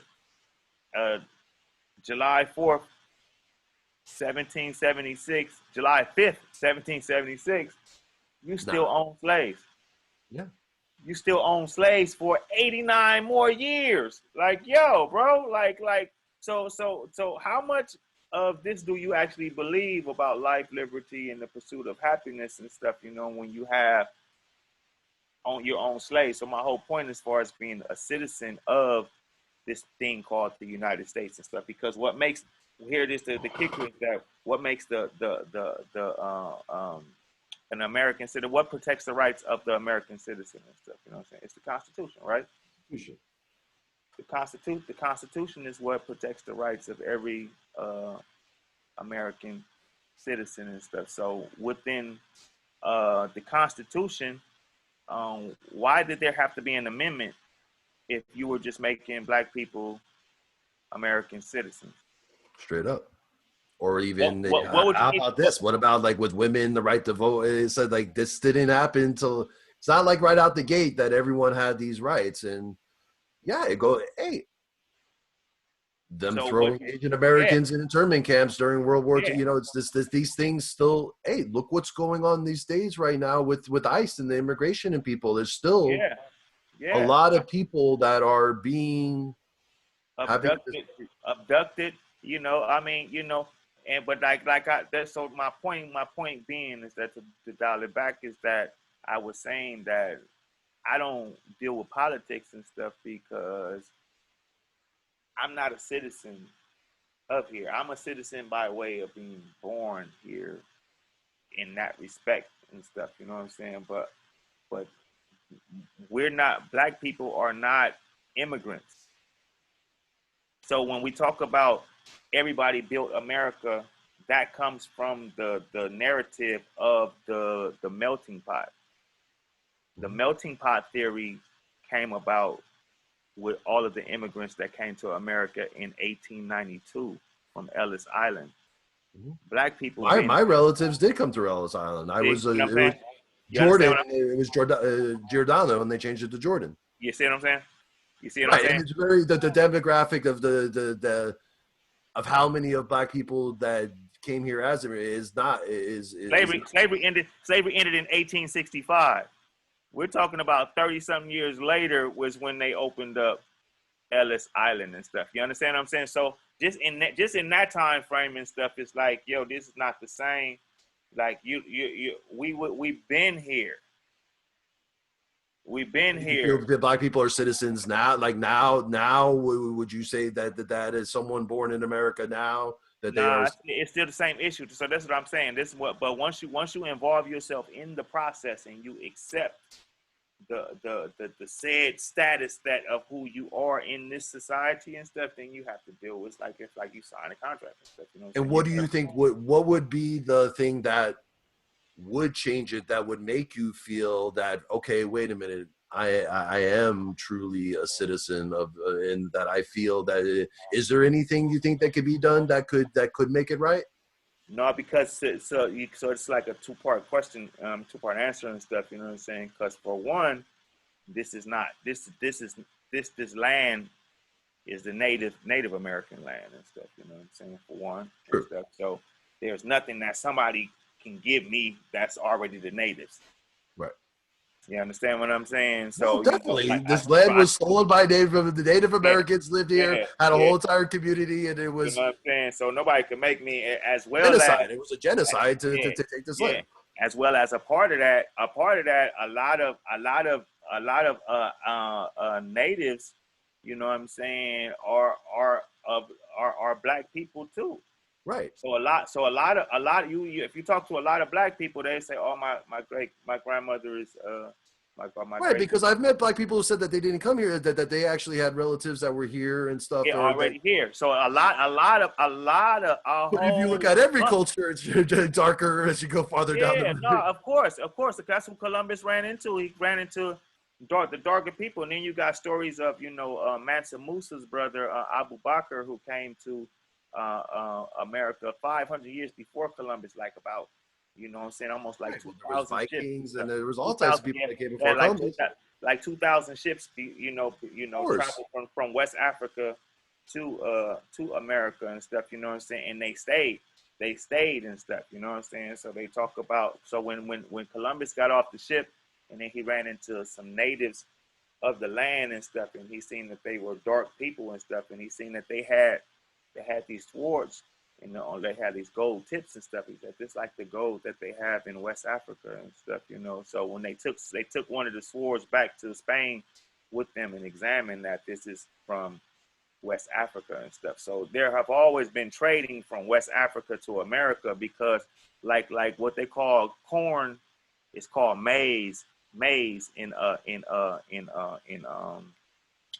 Africa. America and Yeah, the indigenous in lands here. Africa, right. So they used to trade maize for gold Hmm. and stuff because maize is not an indigenous to Africa. Right. Right. Maize is indigenous to America. Really? So okay, so that means that they got it over. Yeah. Okay. So they used to trade. So there has always been a trade route between the two. And Yeah, everything. There's yeah, definitely a synergy of indigenous culture that seems to be uniform across the world. yeah, And yeah. So going back to do your phrase, I am everybody's somebody, and we were all yeah, connected you at know what I'm one saying? point. I mean, How about this?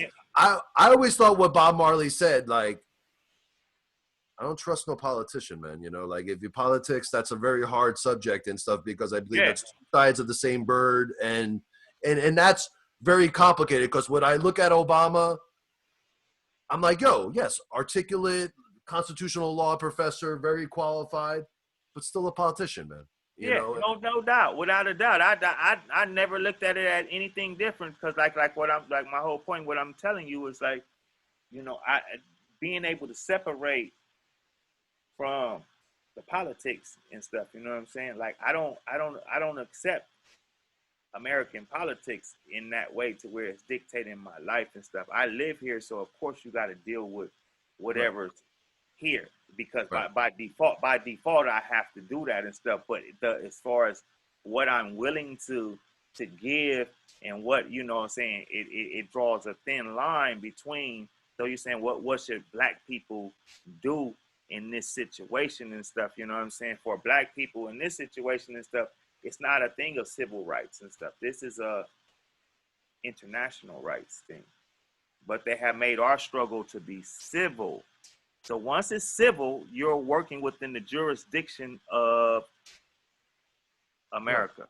right. But it's a human rights issue that's worldwide. But the human rights international people can't come to your aid if you're dealing with a civil issue. Interesting point. The semantics of it. You understand what I'm saying? Yeah. So now like Malcolm X, he before he passed away, he was finna take America to court on the international level and stuff because he linked up with other nationals with Africa and stuff. You know, saying the other nationalities and stuff that were already on the floor at the UN, so they can bring in this particular argument and stuff. You understand? What was your feelings as I mean, like with Malcolm as far as because I always thought that was a very beautiful part of Malcolm's story is that when he actually went to Mecca and he saw the diversity of the truly of Islam and stuff in its purest form and stuff, that when he went to Mecca, he saw people of every nationality and people live, you know, that it was a different experience, or at least that's what I've gotten from that and stuff. I mean, and that when he came back and it was seemingly expressing more of a message of tolerance and acceptance for everyone that wasn't received that well.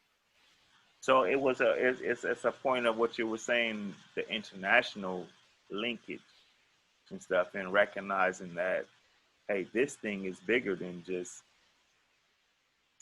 in the civil situation that we live in America and stuff. You know what I'm saying? This is a world issue. So if I'm able to hone in and magnify this problem is a human issue and not just a civil issue and stuff, I gain more by this linkage of being a Muslim. So for me being a Muslim and stuff, I know so many other nationalities and stuff because just from being Muslim. Right. Let alone from just being able to travel and do music and stuff, and then I meet different people from different nationalities and stuff. But as far as And just you being a used to Muslim, be Christian, right? I think I've heard you talk about this. So you were yeah, a yeah, I Christian, grew up, you I converted grew to up Christian. Islam, correct? Yep, I grew up a Christian. Because I always hear you online talking about Jesus too and stuff and everything, and that you Yeah, study it a yeah, lot. yeah, And yeah. He's a part of Islam and stuff. So can't leave that out and stuff. But as far as uh, uh, um, what were we talking about? I just lost. the civil about it being a civil right or internationally and the Yeah, yeah. accountability So towards. Malcolm recognized that Islam internationally and stuff links you with the world and stuff just by way of the faith and stuff. The faith itself, you know what I'm saying, links you as a brotherhood with every nationality and over everywhere and stuff. You know what I'm saying? So the fight for whatever he's fighting for and stuff, is going to have that much more depth in the punch and stuff because I got the whole world backing me now and stuff. You know what I'm saying? Now I'm able to appeal to the whole world by way of this thing. Whereas if I was just thinking in this one way with this black thing and stuff, then I'm only going to be able to get you know, and not necessarily like that. This is the sole issue and why he's doing this, but just being able to recognize that you're part of a brotherhood that's worldwide. And that's what I'm saying for me and stuff. I know so many people worldwide just based on this experience and stuff, from Somalia to, you know what I'm saying, to China, to everywhere, you know, everywhere I go, you know what I'm saying, I'm able to go pray in a mosque in another country, same prayer. I'm not lost. I'm going. I get more lost looking for a cab or trying to find some food in that country than going to pray Mhm. at a Do you speak mosque. Arabic? Do you speak Arabic? I mean, I speak enough to pray. You know what I'm saying? Like it's, but as far as, you know, like a conversation, like no, you know, I know a couple of words here and there, but no, no, no, you know, I'm learning and stuff. You know, I'm trying to And get there. have you traveled to Mecca before? Have you done Yeah, taken the? yeah, yeah, What was yeah. that experience like? I made my Hajj in 2004. That was, man, that was great, man. It was, you know, it's good. It's the good. It's the good, the bad, and the ugly. It's life.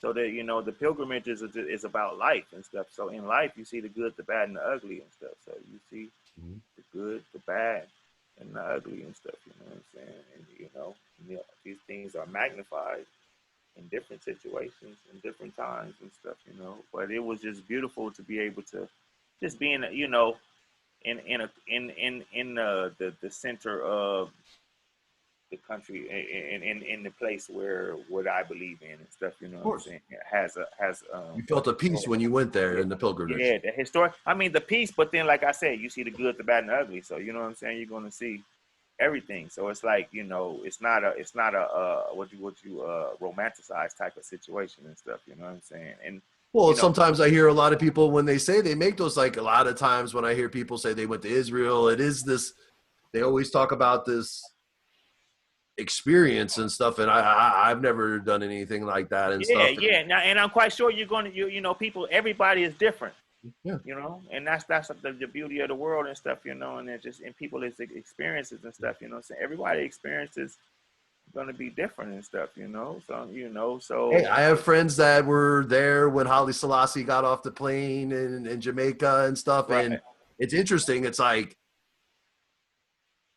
I have friends that were there that said they saw one thing, and then I have friends that were there that said they saw another and you know what stuff. I'm And it's saying? So very, it's everything is about your experience, your own personal experience and stuff, you know what I'm saying? I And have a how, lot of Jamaican friends that were there. They're like, bro, yeah, I was there.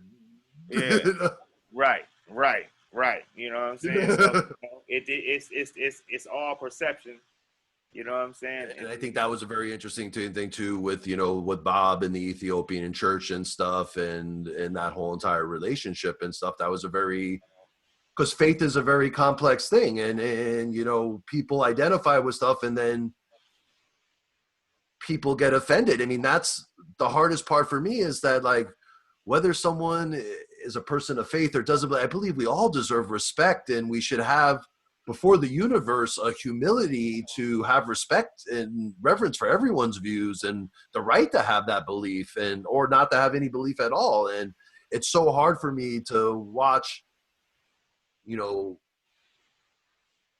so much hate towards people for their religion and stuff, or their, I think it's just, it's very uh disappointing to me and stuff, because it's like, a lot of my Muslim brothers, the best people on earth. And when I hear people say stuff, I'm like, wow, like that's a whole lot of assumptions about someone. You yeah, obviously don't yeah, really know that many Muslim people. It's like someone said yeah. something to me about Iranian people the other day, and I'm like, well, how many Iranian people do you talk Do you to? actually know? Do you actually? How many do you know? I talk to a bunch of them on the daily, and that is not how, that's not the experience I've had. Yeah, like yeah, you know, like you know, everybody have different experiences with different. I mean, everybody shit is different, you know, and that's No that's doubt. the that's the that recognizing that everybody has their own story and everybody has their own, you know, take on things and stuff. And you have to give people room for that and stuff. Yeah, you can vet people's, you know, um, information and what they may bring forth and stuff. But somebody's personal experience and stuff, I can't vet your personal experience. I don't know that. Right. So this thing Vox came in that they're saying, like, because I, in my area, there's a lot of homeless people, though, Skid Row's not too far and stuff and everything. And they just came out with this article that it's 3 times cheaper to give people housing than just to let them be out on the streets. I mean, and I think that, it goes to another one of those issues in here in America, especially with everything that's going on right now, that we need to address is that, people need help, people, and this problem is just not going to go away. Like you said, just sweeping it under the rug is not going to make it go away. You've been sweeping it up under the rug and stuff, and that, and when people pull up their bootstraps and stuff, such as in the case of like black people, like what I'm saying, like after 1892, when the immigrants were let into America and stuff, then this melting pot type of conversation came about, where everybody contributed to the building of America and stuff, what I'm saying? In the early part of like in the early 1900s and stuff, in the 1920s, you had a whole cities, whole towns, like about 70 different towns in America that were black owned, black operated, had their own many doctors, hospitals, Black Wall stores, Street that was burned down. everything. Like that's what I'm saying. Like like it was like 70 Black Wall Street. They only talk about Black Wall Street, just one. No, it was like 70 of them in different towns. I don't know if you ever seen the film. Rosewood? You ever seen Rosewood? Yes, sir. Yeah. Watch Rosewood and stuff. Definitely. Yeah. That's a good one to watch and stuff. But that was another town that was where blacks are flourishing and stuff. You know what I'm saying, and doing well economically and stuff. So this is like in the 1920s and stuff, right? Now, the welfare system started. You know what year the welfare system started? No, I have no idea. 1935. Wow. So, but not even 100 years ago, basically. So black people built the Black Wall Street and 70 other different towns that they owned and controlled, and economy was booming and they're doing great. Oil barons, everything, living the American dream before welfare. You understand what I'm saying? So, like, as far as like the narrative, it always is like, like it got painted that these black people are lazy and they just want to depend on the government and stuff. You know what I'm saying? Actually, that's insane. But that's insane. If you really look at black culture throughout history and stuff, baby, it's just how can a slave be lazy? You know? Well, it's just like when they talk about Muslim culture and stuff. If you look at Muslim culture for the last 2,000 years, a lot of it were beacons of science and health and everything. Like there's this other side of history that people don't really talk about. That is very Or just like when they took back Jerusalem and stuff, and that he did not murder everyone like the Christians had murdered. People when they went in and took the siege the city. There's this painting of and that's the thing too, is that I think that when you look at comedians and culture and stuff, is that there's this push to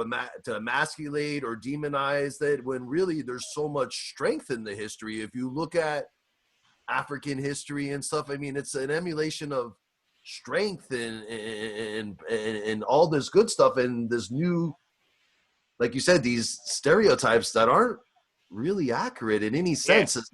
That make you and so it belittles the people's perception and stuff. You know what I'm saying? So now, like, goes back to what we were talking about as far as like the perception of a person, that whether you're seeing this person as a real human being. So like, for you not to have some type of sympathy toward this person and stuff, you know what I'm saying? It has to be some type of cognitive dissonance and stuff, that in order for you to be able to justify the wrong and the harm and the murders and the crime and the rapes and the lynchings and the stabbings and the rapes, all of these different things against this person and stuff, and you not feel no certain type of way as a human being, because how could you as a human being psychologically fucking deal with that type of fucking shit if you do something like that to somebody and stuff? The only way that you can make yourself even be able to swallow that shit is if, you know what I'm saying, you have to make this person be less than a human being.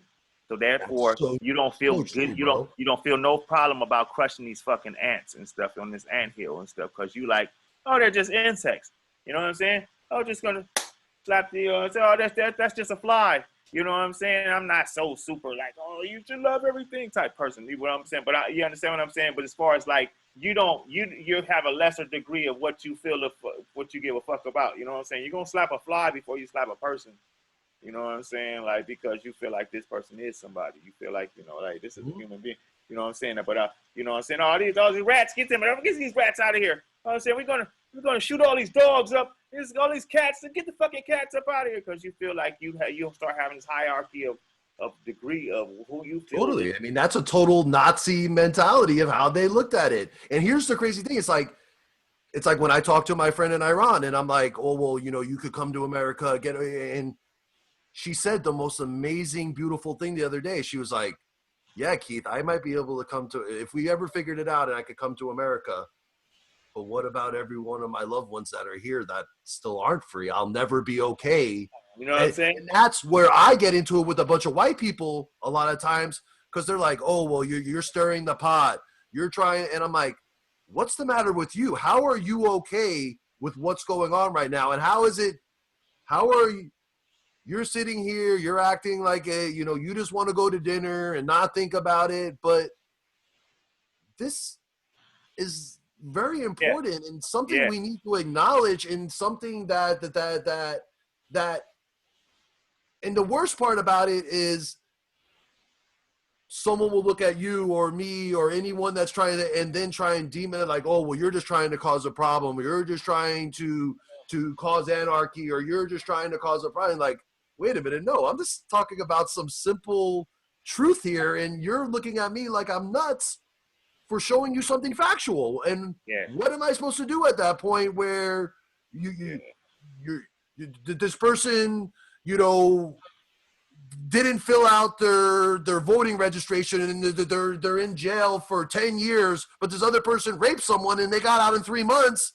right, How are you okay with that equality in the right, justice system? Or like, right, how is this not something that you're not concerned for your children, or yeah. the energy that you're putting into the universe of that?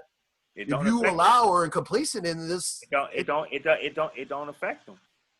You know what I'm saying? It's but it like, will affect them. That's my no, message no, to no, people. no, no. I agree with that. No, no, no. You Eventually, can't just no, keep throwing it eventually, under the no, no, no, rug. no. Exactly. No, eventually, you can't turn a blind eye. Like, okay, what? Go ahead. That will bring revolution. That it's like someone said that one sign in one of the BML protesters. They're like, "Yo, you think this is bad? Wait till the cops aren't convicted." Which I'm not saying is a threat. I'm not saying that I'm insinuating people should do violence or resent. But what I am saying is, what do you expect at that point if someone? It's like the oldest thing in the hood.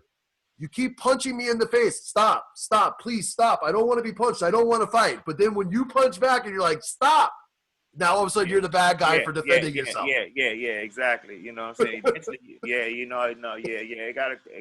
I mean, I'm a firm believer of good. The good will overcome the evil and stuff. You know what I'm saying? Straight up.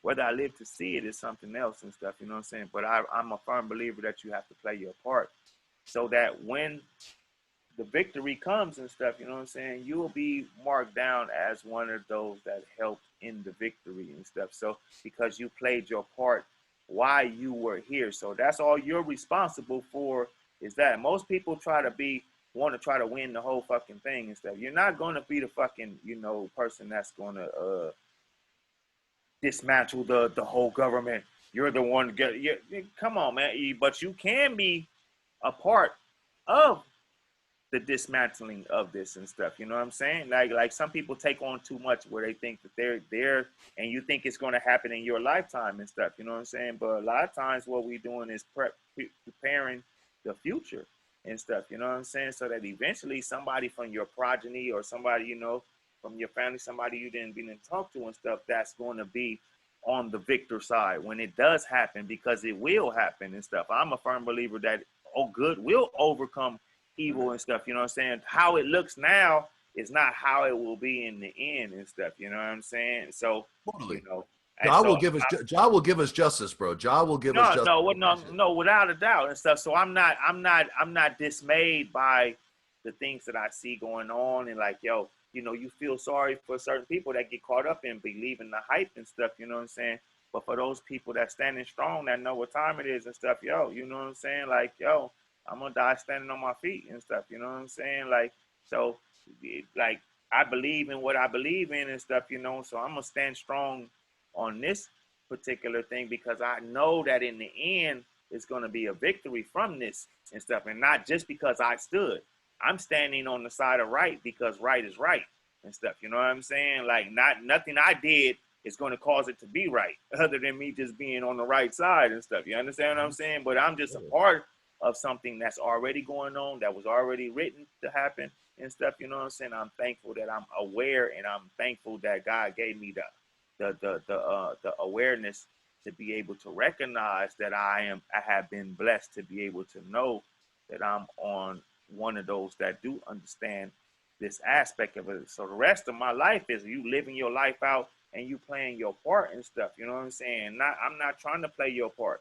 I'm not trying to, save everybody, because you ain't gonna be able to fucking save everybody. And that ain't to try to belittle everyone. That's not try to belittle people, say, oh, well, he's worth saving, bro, and because you don't know who is and stuff. You know what I'm saying? But if you playing your part, then it ain't gonna be about who it is. This is gonna be about those people that gravitate towards your energy, and you plan on doing good and stuff. So you helping those that's in your path. And that's all you're obligated to do. You're not obligated to go outside of your path to go fucking try to go save the fucking world. No, everybody, that's what the fucking problem is and stuff. You know what I'm saying? Whatever's within your path that you can touch, how you can influence within your life. You only have so much to give. You know what I'm saying? I'm like, yo, you within your life and what you're doing and stuff. You're only responsible for those people that you're seeing and touching every day. And now, if everybody is doing that wherever they're at, then still, you know what I'm saying? Then we have a cool ass assembly line going on of some cool working shit, and people working on their inner shit and stuff, helping the next person and stuff. Each one teaching one and stuff. You know what I'm saying? That's what I'm more so about. Like, a person taking care of their immediate and understanding that and stuff, not into this fairy tale thinking that you can save the world type shit and stuff. You know what I'm saying? Like, totally. And I definitely think that from my experience,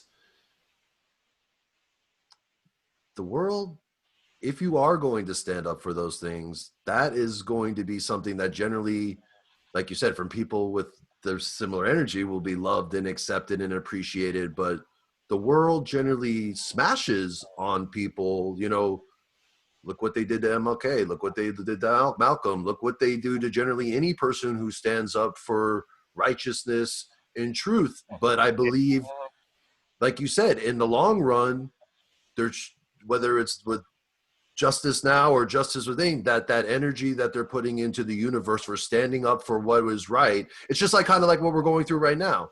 I'm a big believer of, like you said, positivity, but that's life. I look at everyone that's younger, I'm like, yo, it's going to be the hardest test possible. But if you could keep the faith in God, that no matter, because like for me with this equality radio thing and my music and stuff, like, hey, I got enough shit. It's a lot easier just to represent this evil stuff, and the people vibe off that. They vibe off of the disrespect of women, the disrespect of they love ego, they love gangster, and not saying that I come from a gangster guy. It's not, but there's a difference between us being around it and learning something from it and teaching people experiences and teaching people the truth of like, hey, yo, I know this is where we come from, but don't make the same mistakes that I made, and don't buy into it. And, it's just, that's the one thing that does trip me out, is that like, that wasn't easy for MLK. What they did to him, and but I think it's our obligation before God that when we are going to stand before God, and even if there isn't a God, if we stand before our peers in our universe, our obligation to stand up for what is factual, what is true, what is right, what is good for that was why I think Bob was Bob, because Bob was about what is for the children, what is for the youth, what is for the, and also too, I think what is for the community. He fed a lot of people at Tough Gong for years, even after he died. He made sure that there was money there to feed people and Right. help people. Right. And Right. and I Right. think that point that you were saying, not this grandiose delusional thing of that, yo, I'm gonna change the world, but the little things like for me, I think Muhammad Ali said the most beautiful thing. I always pay attention how people treat the waiter and how they treat the janitor, because if I wasn't Ali, Right. that's exactly how they would treat me. And Right. I think Exactly. what you're No, real saying, talk. No, that's real talk. That's exactly how I am. treat everyone and in our circle, that's real. it's like our community and the Yeah. little things Yeah. Yeah. like this with us here, the little things of showing that taking care of our family, because and that's one of the reasons why I reached out to Yeah. you, bro, because I always felt you were Yeah. a musical family. Yeah. I I saw appreciate it. you at that thing with Charlie's Art, and that one show not that long ago with Damien was there and everything, and I was going up to the VIP. I saw you for 2 seconds. Oh yeah. Oh, that was at Danny's birthday party. Yeah, Daddy's, yeah, exactly. Okay. I Yeah. saw Yeah. you for Yeah. walking in for 2 seconds. I didn't think you were, but Yeah. I was like, it kind of reminded me, and I just with Maji and everyone, it just I Right. always, I I see you online, and you always put so much love and integrity on it. I felt it was important to get a dialogue here, and like you said, for to document it and for history to show that regardless of whatever, that this is, speak on it. I think so many people are scared to speak about these hard subjects, and like, yo, right? Yeah.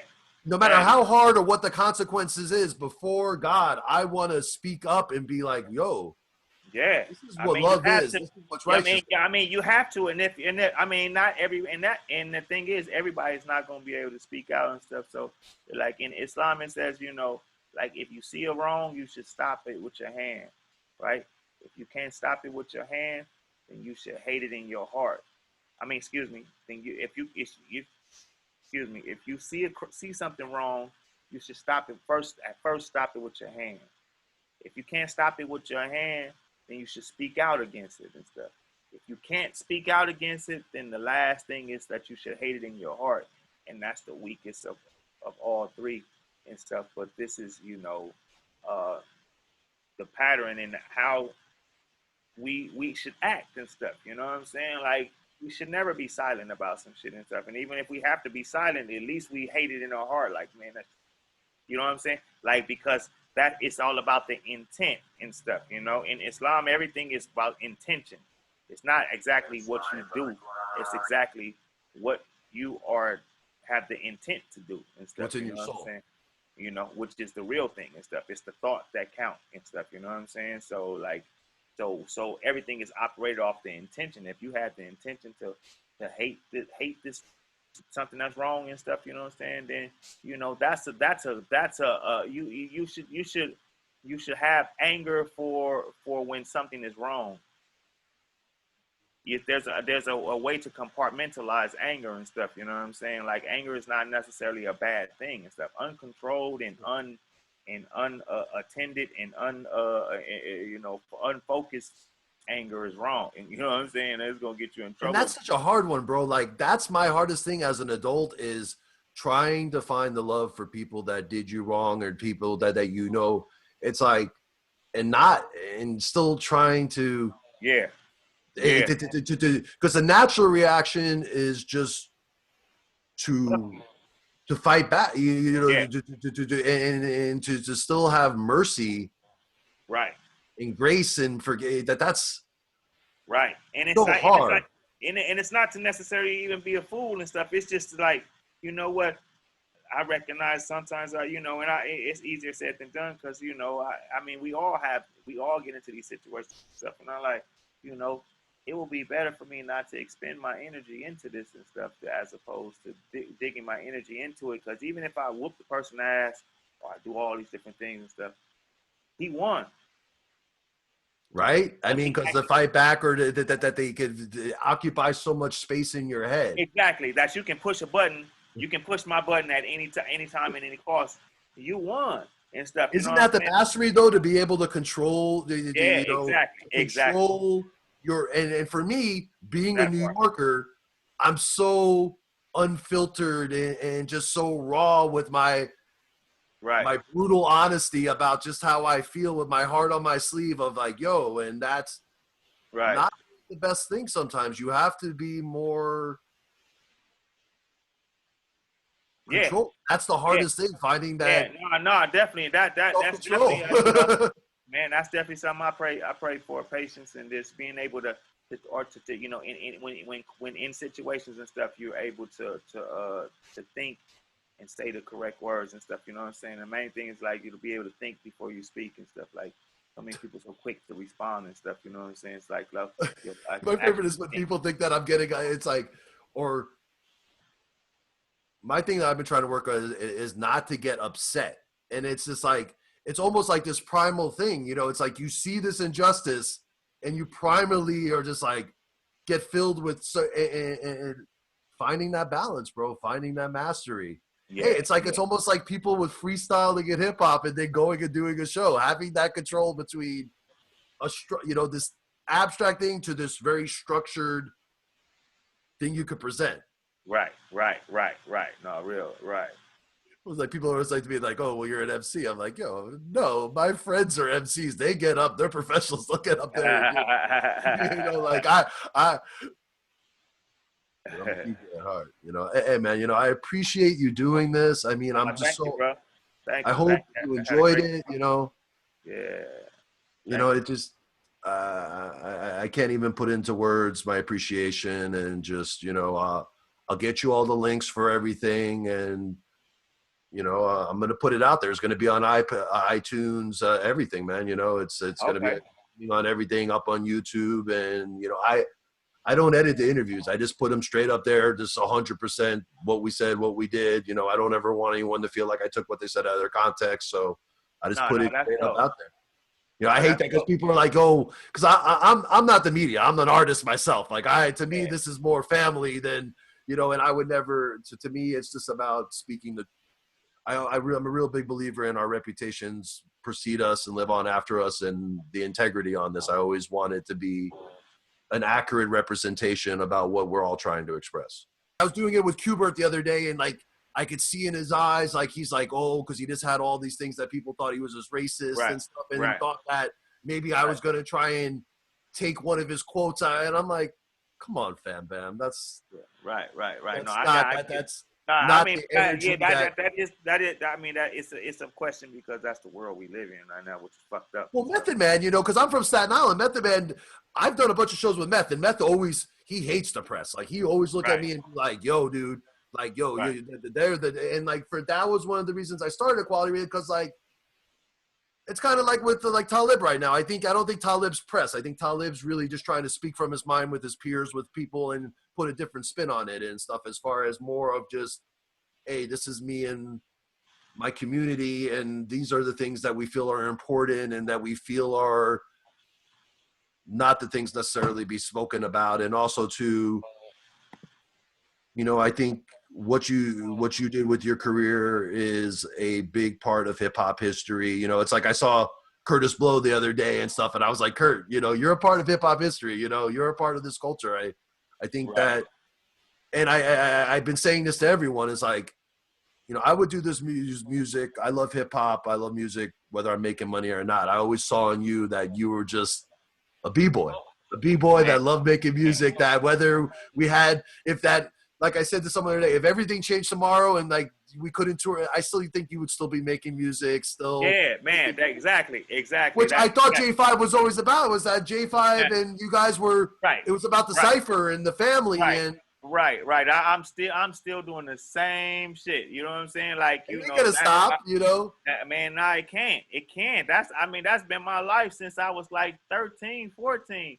So you I know remember when I was a baby, I used to think about this. This was something that I was gonna do. exactly. No, this always been you know this in football. Like I was telling you earlier and stuff. Like once I broke my ankle like in my 11th grade year, and then things just wasn't the same and stuff. You know what I'm saying? So you know my focus more so went on. But I was at that time I was still doing. I was still doing the music, and I was breaking, you know, rapping, DJing. I always been involved in hip hop and sports and stuff. You know what I'm saying? Since the '70s and stuff. You know what I'm saying? So you know. Did you ever hear the mix that I did of Riot Starter of your track that I put on my mixtape?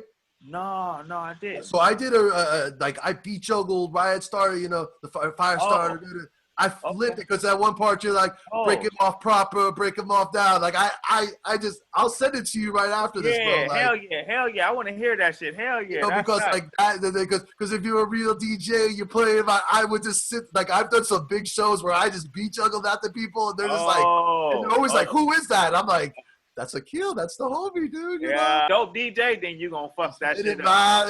So that's what I wanted, you know. If you on that wax, and I sometimes I forget I even shot that video and stuff. I'm like, oh yeah, I do got another. I got a video for that. I be forgetting I have a video for it and stuff. Yeah, no, that shit was dope. Yeah, it was Yeah, something. I mean, that was always one of my favorite. I think, Yeah, you yeah. know, No, it's like, that is one of my favorites too. I got the track from these it was these producers, and I was in Macedonia. nice. Whoa, I was in Macedonia, and I met. Macedonia is where That's like in Eastern Europe. Europe. That's like Okay, yeah, Eastern Europe and stuff. So, but so that this town was like, you know, it poor people. Like it wasn't really like, you know, right. like, you know. So these producer dudes and stuff, they was like from the hood. Like if they lived in the hood, like they lived in the hood wherever we was at. Well, wherever we was at, these dudes was like, you know, and they You're remind me. like, all right, this is some real talk here. I ain't saying. And they took me to, I guess they home, the producer guy spot.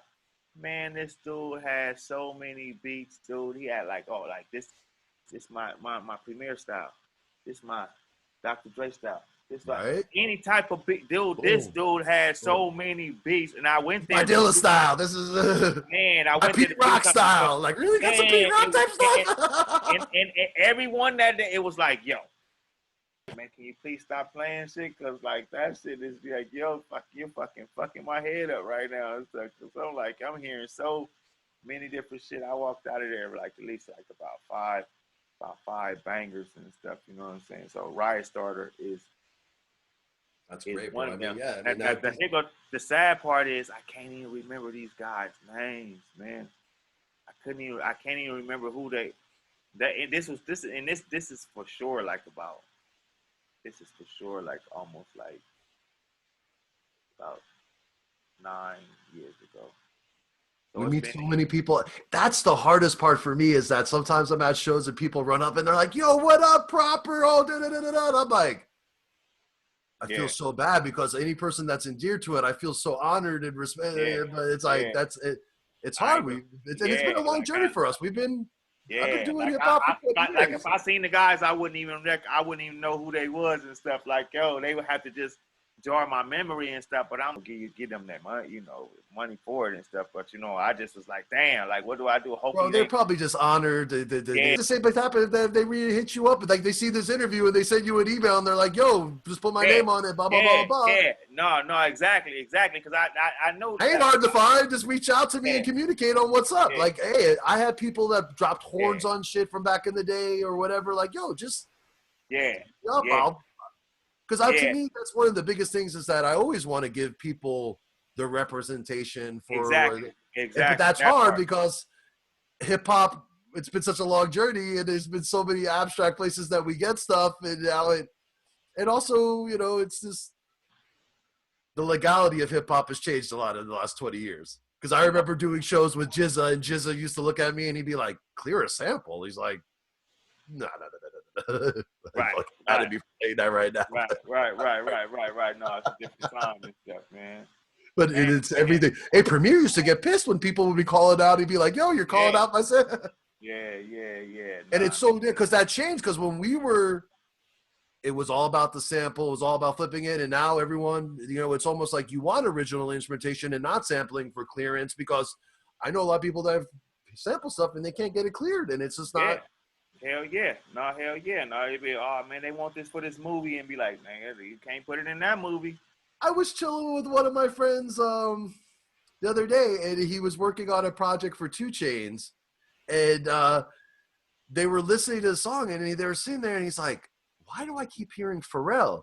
And then the producer looks at him like 3 months after they have it out. He's like, yeah, well, I sampled Pharrell. He's like, wait a minute, we sell, like, and they had to go back up and flip it out and take it off because they, I mean, that's a Wow. hard one, hey, like, Yeah. Like no right script.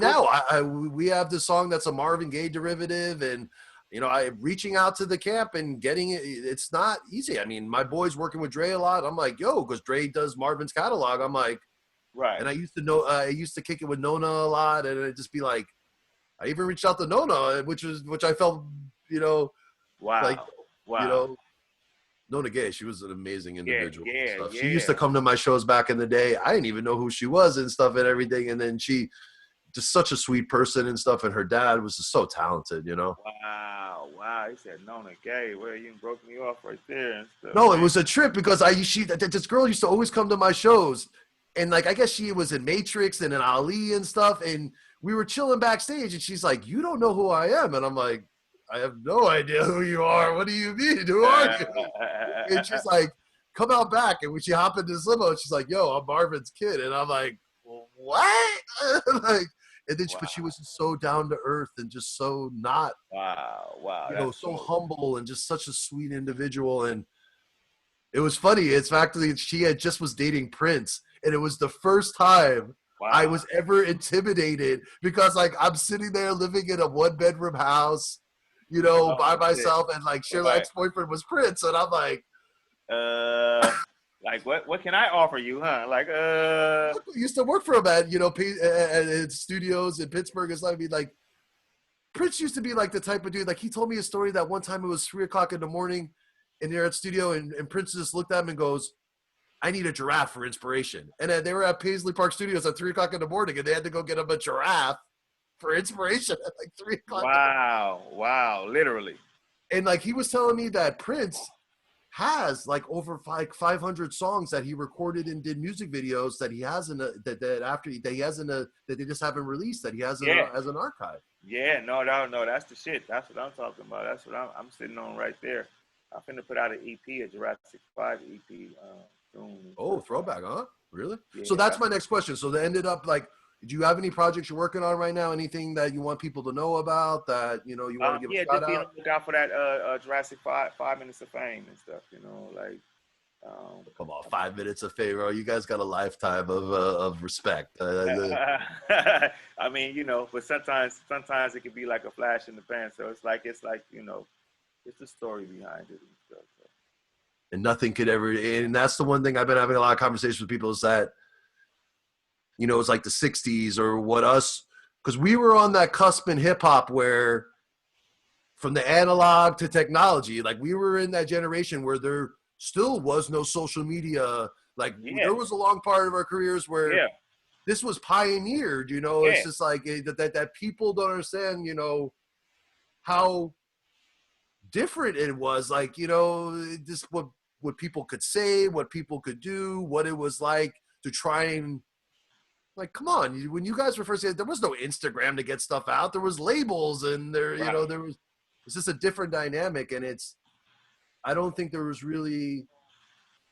It's like one of my friends who was joking. He's like, I remember when Will used to sleep on my couch and stuff. Will I am used to sleep on Right, my right, couch, right, or like right, when Far Side was putting Will on and stuff and everything. Like when we were all B boys and B girls, right, and right, you know, that's right. the one thing that I hope never gets lost from hip hop is that B-boy B-girl love, because that part of hip hop, that To me, that to competition, me that that to me that's that to me that is where that is the found that between that they're in the graffiti world and stuff. That to me that is the hip hop to me and stuff. You know what I'm saying? Like everything else is just like a part of something or not a part of it and stuff. You know what I'm saying? But what I do know, like when I go to events and stuff, like if it's a graffiti event or it's a b-boy event, I feel that spirit of hip hop at those events and stuff because it's kids there and stuff. You know what I'm saying? Like whereas with it, like a DJ event or a rapping event and stuff, like you got parental discretion and stuff. You know what I'm saying? So every kid's not gonna be at those events, but the events that where it be like hip hop and I mean big graffiti and b-boys and stuff, it's always kids there and stuff. And to me, that's the where the lifeline of hip hop is with the Do you kids. remember a club called Jamaica Gold here in LA? Hell yeah, that's my spot. What I used to, man, He's that's so the best. close. Like Q Boy is That's my my best guy. friend. Like That's he man, you know, that's my guy. I love Q Boy, man. That's my guy, dude. I like that's the best club. That's the best club in LA because for remember Century Club back in the day and come this on, thing. man. That's the only club in LA that I could go to and I'm getting in for free. Like it's always like sometimes it like I can go to some clubs and sometimes you People be know acting funny. they act funny and shit. Never, never. Tim always hooked me up. You know what I'm saying? Tim always he like, oh, Akil. Yo, Tim, you know what I'm saying? Like that's my guy, And man. most No. of the down to earth, because even if he had, you know, Slick Rick there, or if he had Guru there, or Mos Def or E4, still the most humble. That was the one thing I always loved about Q, is that no matter how big of the show, no matter, he never changed. He always, and still to this day, Yeah. is the most loving, good-hearted Yep. person of integrity. He's the Yep. only, and for me, there's no substitute for integrity. There's no Yeah. substitute for love. Right. And like Right. Hugh, always put the love on it. It's like when I would do shows with KRS-One, Chris was the type of dude where I would see like huge crowds with like 200 people mobbing him, and he would see me in a corner, like, a half a block away. And before he'd leave, he'd run all the way to the other side and be like, yo, what up, Proper? You're, just that authenticity and sincerity that there's really, like, I looked at him, I said, Chris, Right. there's no reason you So, should do that. Like, I know people that are a 500th of it that would not give me this respect or love or sincerity. Like, and that's why I think they are who they are. That's why I think, and right. that's with the quality radio, the people I want around. I only want us, the good people around that show love and have integrity and are speaking the truth, because I think it's important, for example, for the children and for us to put it out there for society of like, yo, this is the real, and right, wrong, no matter what, we're going to stick up for the real. No, that's real. That's real, man. I appreciate this. Thank you, man. Thank you for the opportunity, man. I had a great time, man, here on Quality Radio. You know what I'm saying? No, thank you. Please, and like I said, fam, we're gonna link up outside of this soon too. Let's have a couple conversations outside of this. I'm gonna show you a couple of the new I got these new tracks, bro. That remember, like when like Nas dropped, if I ruled the world. I think I got these new tracks that are just so iconic that, with all the humility before God in the universe, but I think are game changers and hits. And like I did it out of just the love of hip hop, not for anything besides just to put out something. And like, I just wanted you to know that people like you were an inspiration.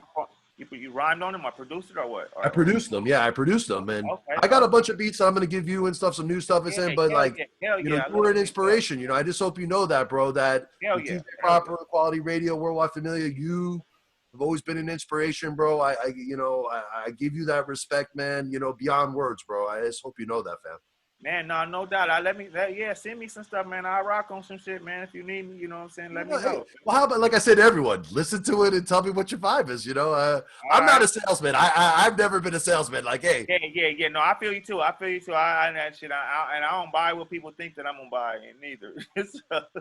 And that's the beautiful thing about music. I think this is like, and that's where I'm at, is that we look at each other. As long as we look at each other, we're like, yo, is that love? Okay, that's love. Yeah. Yo, that's ill.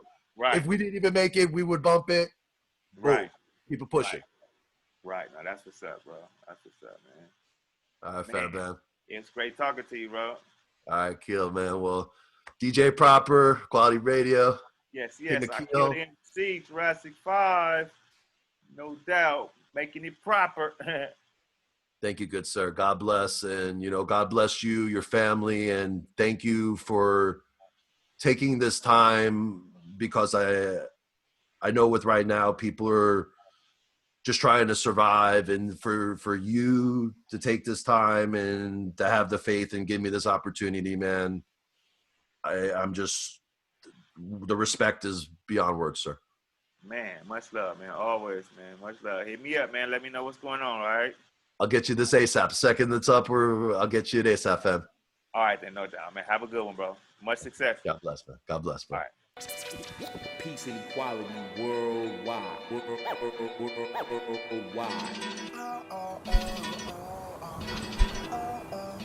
Tomorrow becomes today, and today is yesterday. Things never stay the same, and so I see that times are changing. People that we once knew now are strangers, and the love we have can't replace it. Transits, I'm going to places, traveling the planets, and my mind is a spaceship.